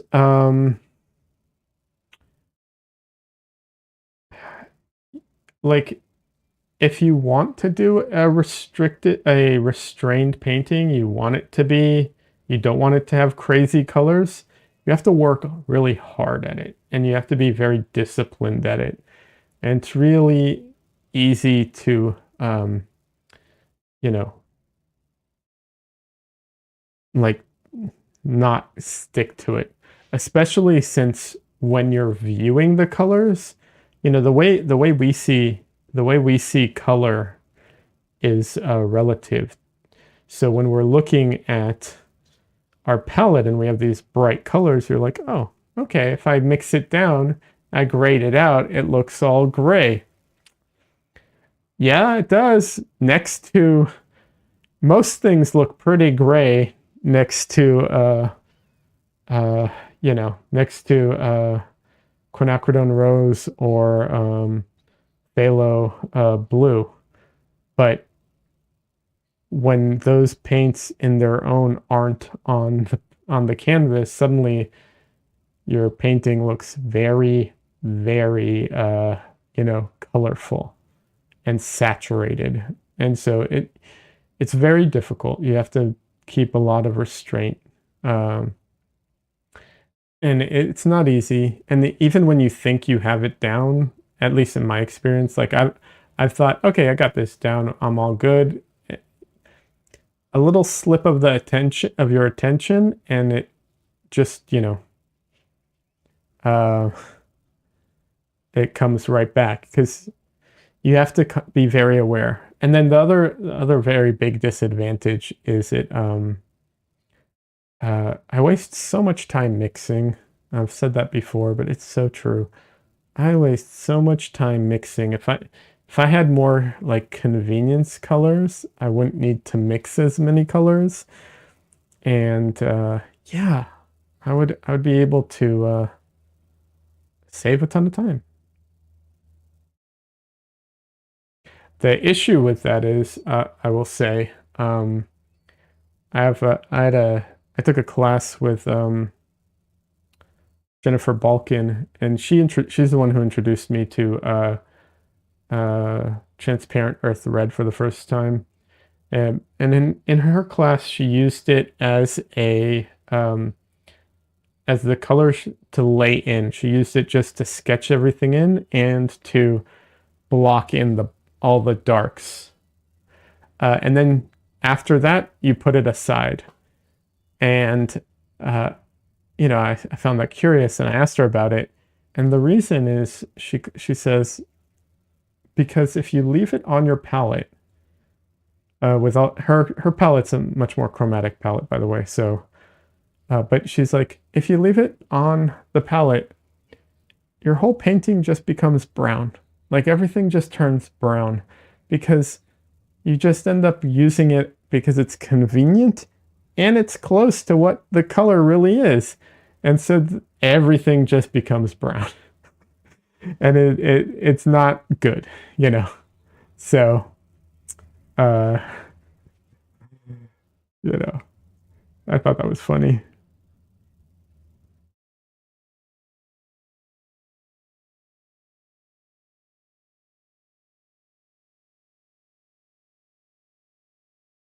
that blood sienna. Uh, I'm trying to think if I have a burnt sienna. Um, I think I might. I would be interested to see how it compared to Earth transparent Earth red. I don't know which one's more red.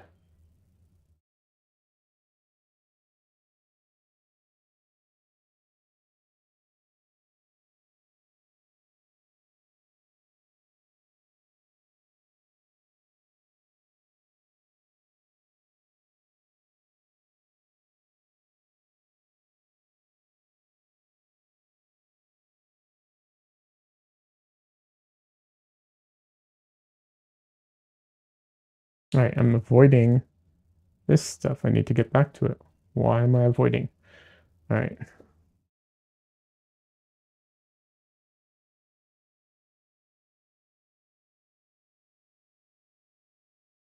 So I'm not good at like keeping multiple brushes going at the same time.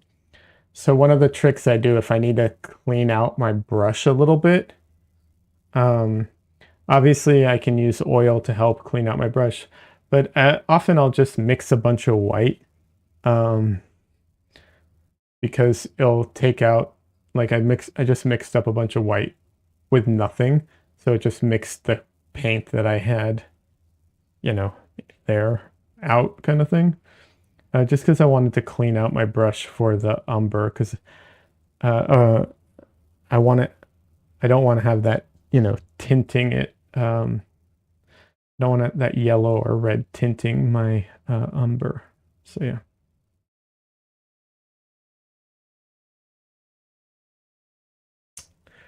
Colors are so silly sometimes. Yeah. Colors are really interesting. I was watching a video of this guy who was talking about uh, paint and paint colors. And we think of most people think of paints as uh, reductive, right? Or subtractive, I think it is. Um, so, um, whereas colors that are made through light are additive, right? So, like, if you mix all the colors together, you get black. Not really, but you get black. And if you mix all the lights to get light colors together, like wavelength, you get white, right? Like that's how it goes. But that's not accurate for oil paints. Oil paints are actually a combination of the two. It's not a perfect combination of the two. It's not a like this amount or that. Like it depends on the pigment. It depends on how the paint is actually applied. It depends on the mediums. Um, but yeah, um, it's not just one or the other. It's a combination of the two. And that is so fascinating to me.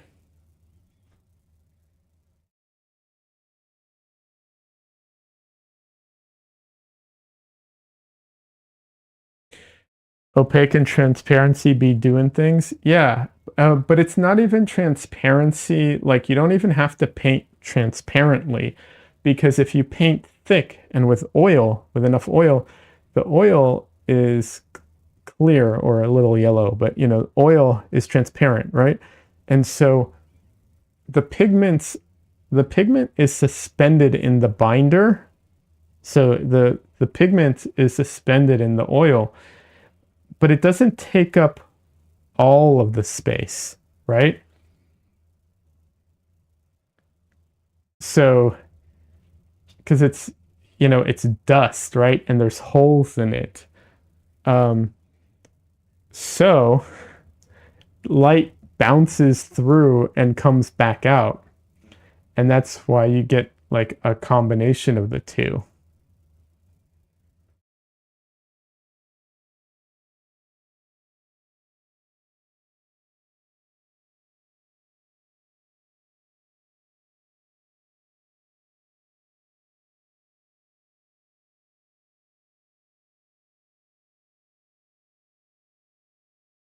Yeah, it's really interesting.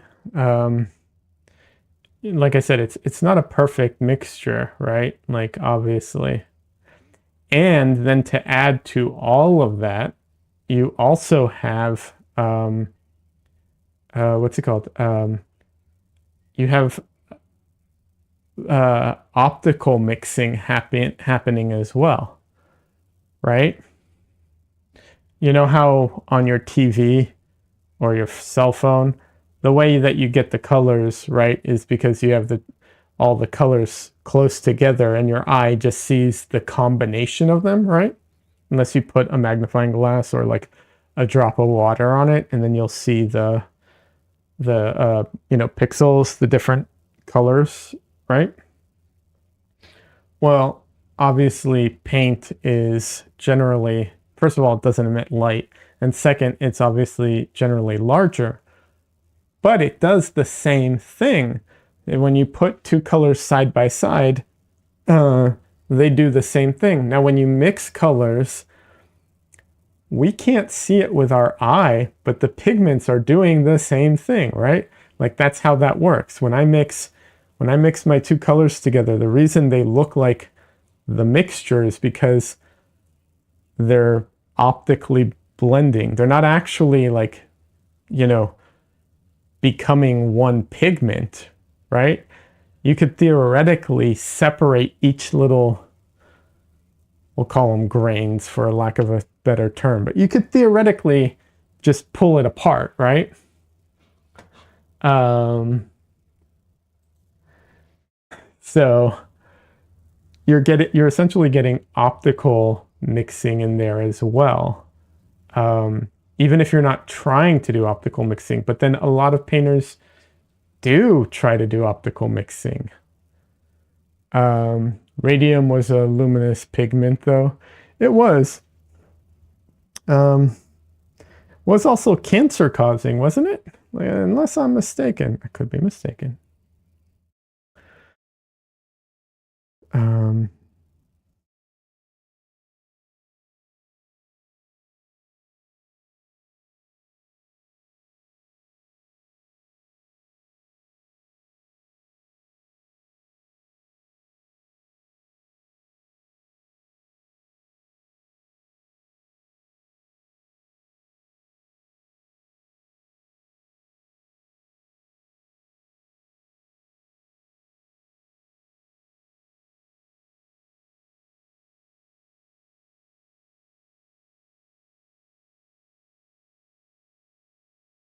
it's already 10:30. Jesus. So unfortunately, pretty things can be so harmful. Yes. Um, there was also that green um, that was super toxic. It was a very pretty green.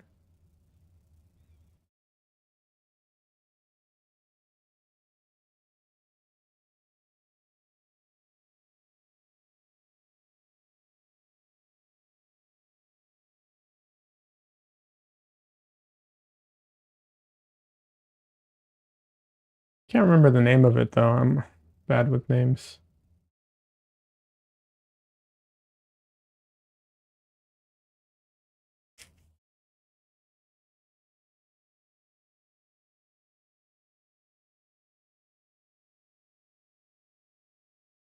I'm actually going to try and be smart and use a separate brush for my oh, what's it called? My yellows here. So I don't have to clean my brush repeatedly.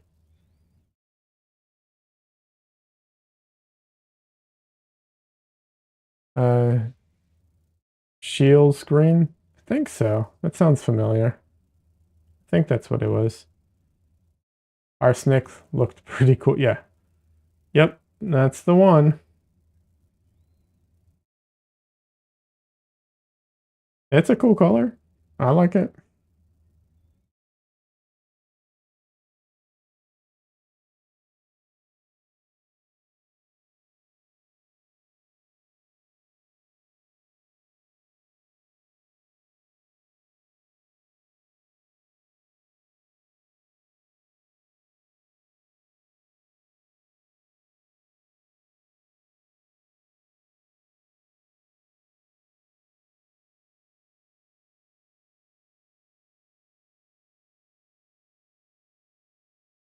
I don't know if you know this, but there to this day, there's actually, if if you're into photography and you're into vintage photography and vintage lenses, there are to this day vintage uh, camera lenses that have, I don't know if it's radium, but they have some kind of coating on them. It's to help with like the lens flare, I think, if I'm not mistaken. Um, but it's radioactive. It's a radioactive coating, and people still keep these and sell them. It's very low radiation, and supposedly it's not a big deal if you're not like standing right in, unless you're standing right in front of the lens all the time, supposedly. But like, yeah, crazy.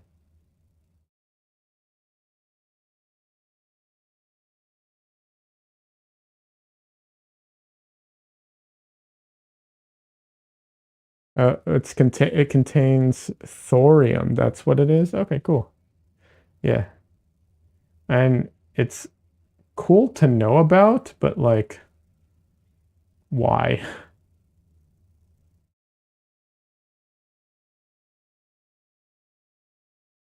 I mean, I understand why, but also still like why.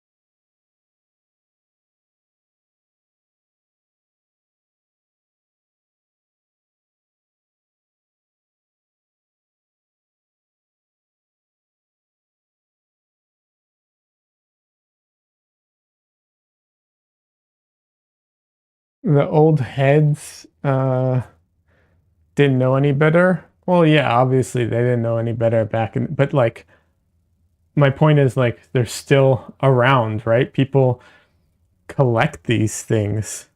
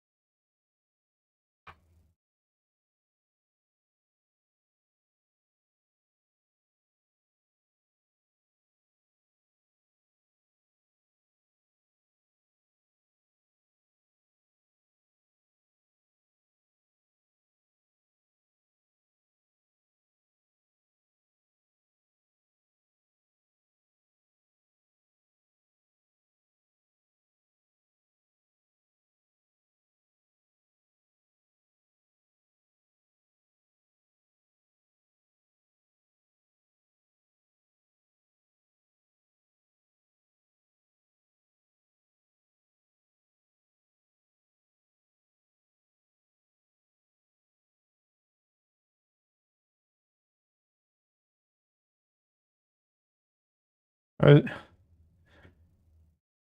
it's funny. You said the old heads didn't know better, and even though you weren't saying this at all, my original thing was I read it as like Odin didn't know better.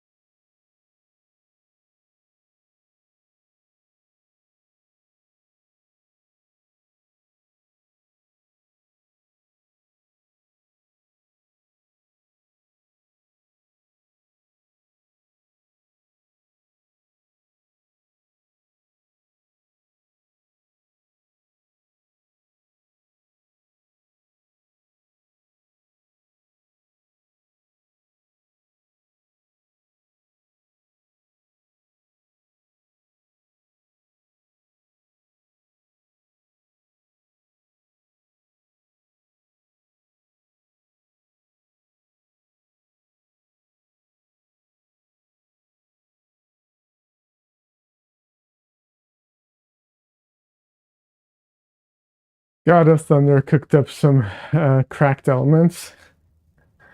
It's actually the all-knowing, wasn't it the all-seeing God or the uh what's his God of Thunder is Thor, so the All-Father. That's the term. The All-Father.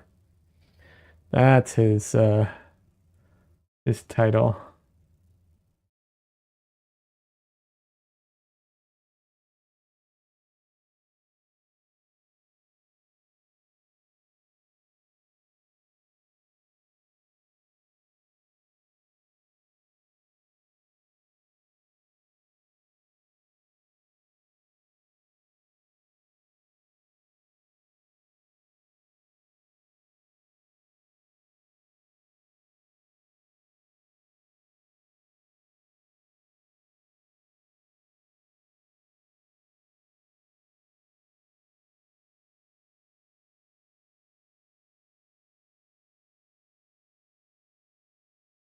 You confuse him with Thor. Yep.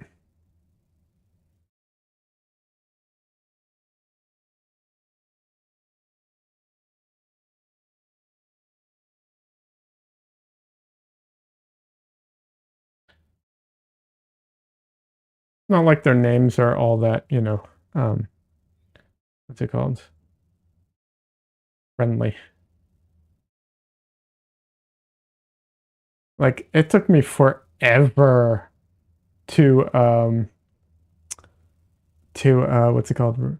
To like remember how to pronounce Mjolnir, the hammer, Thor's hammer. Yeah. Actually, it's not Mjolnir. It's Mjolnir. Mjolnir. Wait, Mjolnir. Oh God, now I forgot it again. But I'm getting the hard part right. It's just the last part I can't remember right now off the top of my head. Anyways, yeah. You need to study more. Eh. I read a lot of books with all kinds of like Mjolnir. um, yeah, I read all kinds of books that have like all these characters in it, but like they're not the, traditional, like I'm reading modern books that are like doing variations on them. Like, American Gods or I read that a long time ago. There's others. Obviously, I used to be into comics, so that too.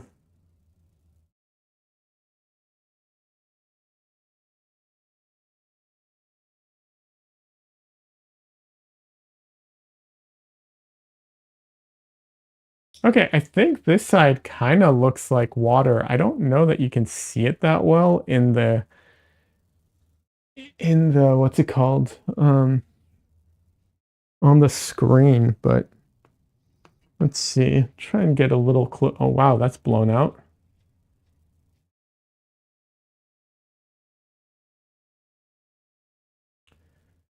I mean, I can darken it a little.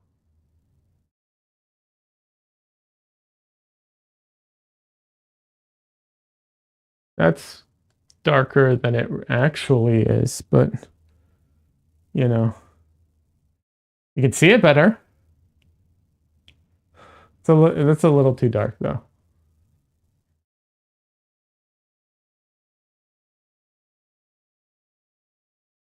It looks closer. Every monitor is going to be different too. It does look green. Yeah. Thanks. I'm going to be ending stream soon though. I still want to, because I do have long hair and I do want to paint the hair in, but I need to finish the water before I can, because the hair goes on top of the in order, on top of the water. And while I'm totally fine doing that thing where you like paint into the holes, you know, I probably will do that. I don't want all of it to be done that way. It'll look better if it's not.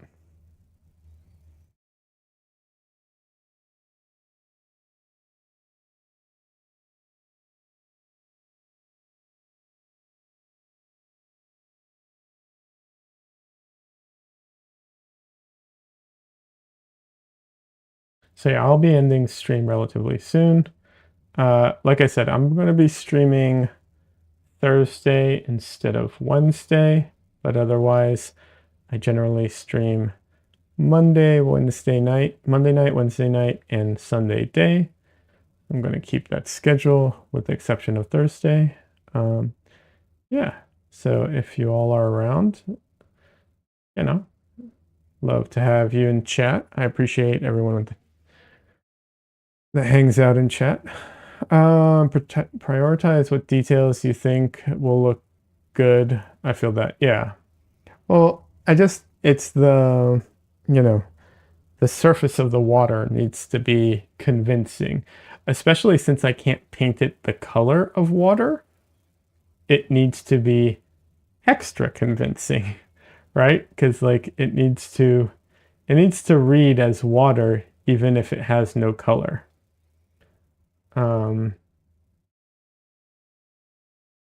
Yeah.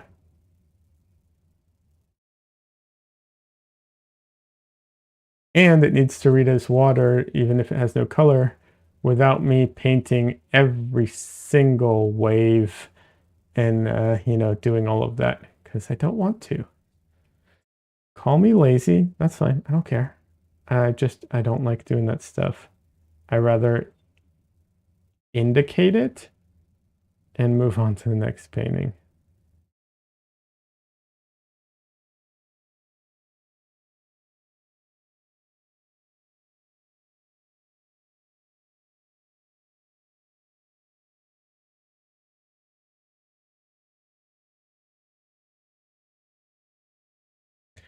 Having said that,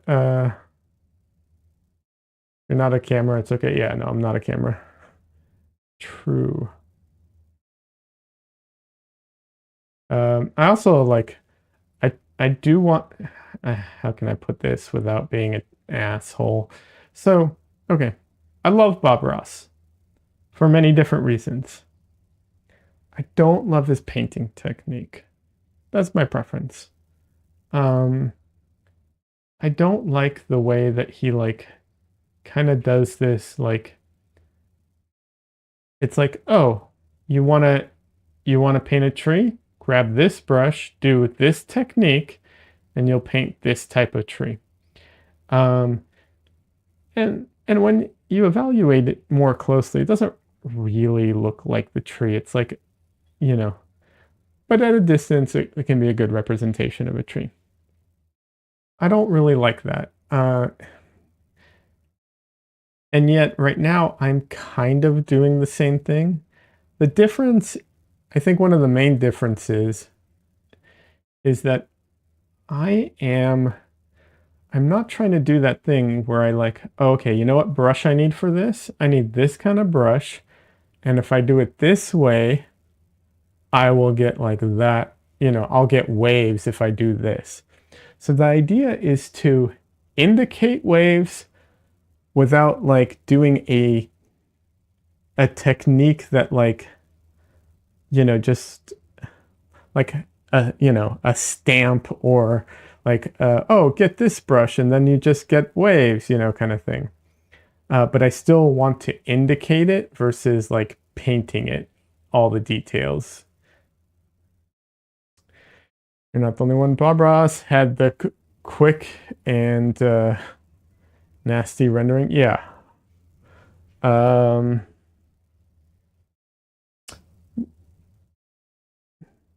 a gimmicky simplification. Yeah.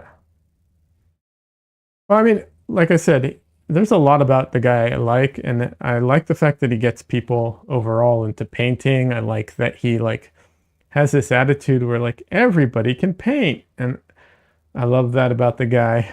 You know, he also was amazing. Like, legitimately, say what you will about his painting technique, whatever. He is an amazing painter. The speed at which he does his paintings, those are all real time. Um, and those are all real time. And he did each painting like 3 times. And he would film, I think he filmed the whole season, if I remember correctly, in like 2 days.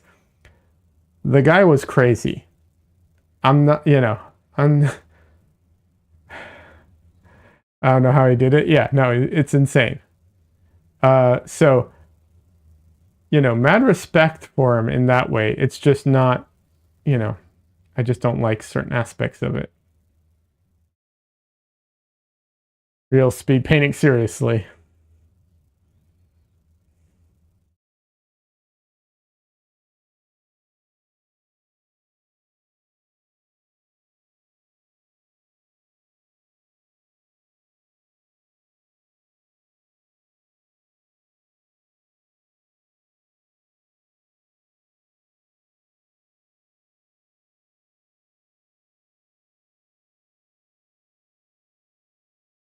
His life story, if you ever watch the documentary about it, is very interesting. Also sad. Uh, and the people basically stole all his stuff from him at the end, which also very sad.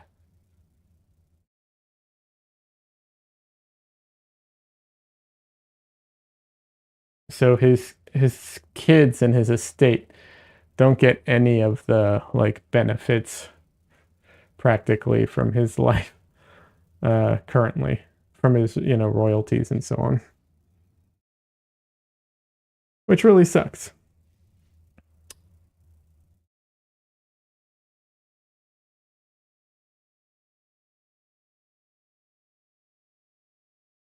And not that doing one crime you know um, is justified because someone else did a crime, but it does make you feel a little weird about supporting uh, or buying anything with the Bob Ross name on it. It makes you feel a little different about you know stealing any of that stuff. Profiting off of the poor guy's work, that's messed up. He was a strong legacy. Yeah, well, like I don't have a problem with them getting a cut because they were like his business partners, but like his kids, like his son isn't getting, like his son doesn't own any of it, even though from what it sounds like, it seemed like Bob Ross wanted to leave it all to his kid. So that type of thing is messed up.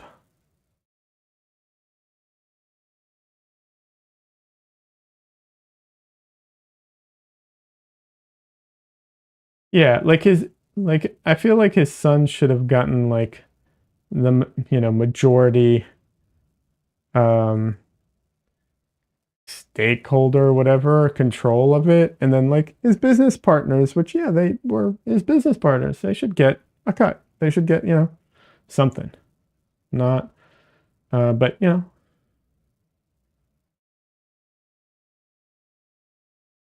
not everything, like yeah.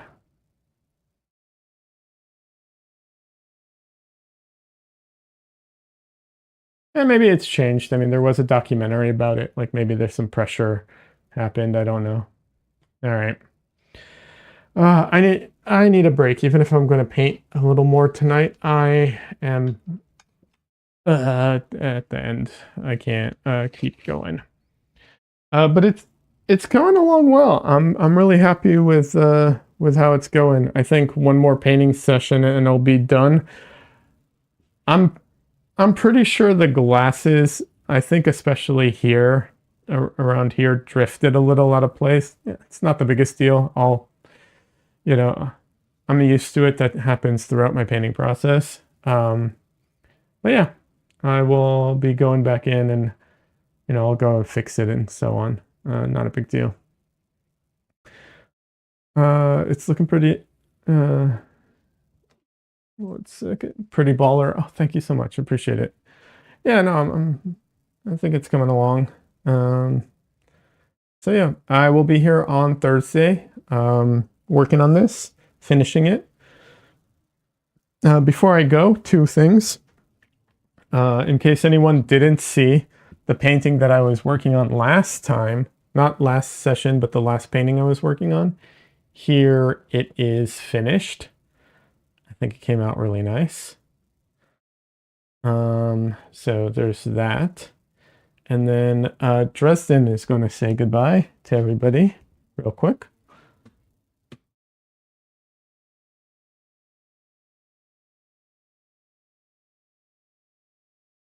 Face cam. Dresden. Oh, baby boy. Oh, sleepy boy. Don't like to wake him up, but like I'm also going to need my chair. And he's sleeping on my chair, so, you know. Sleepy boy. Oh, the fluff king, yeah.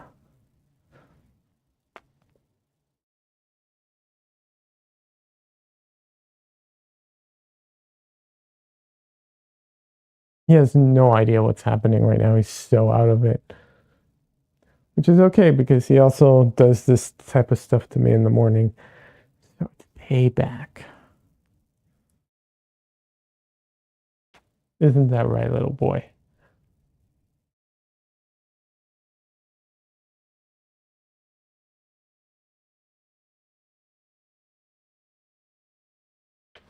All right. Say goodbye.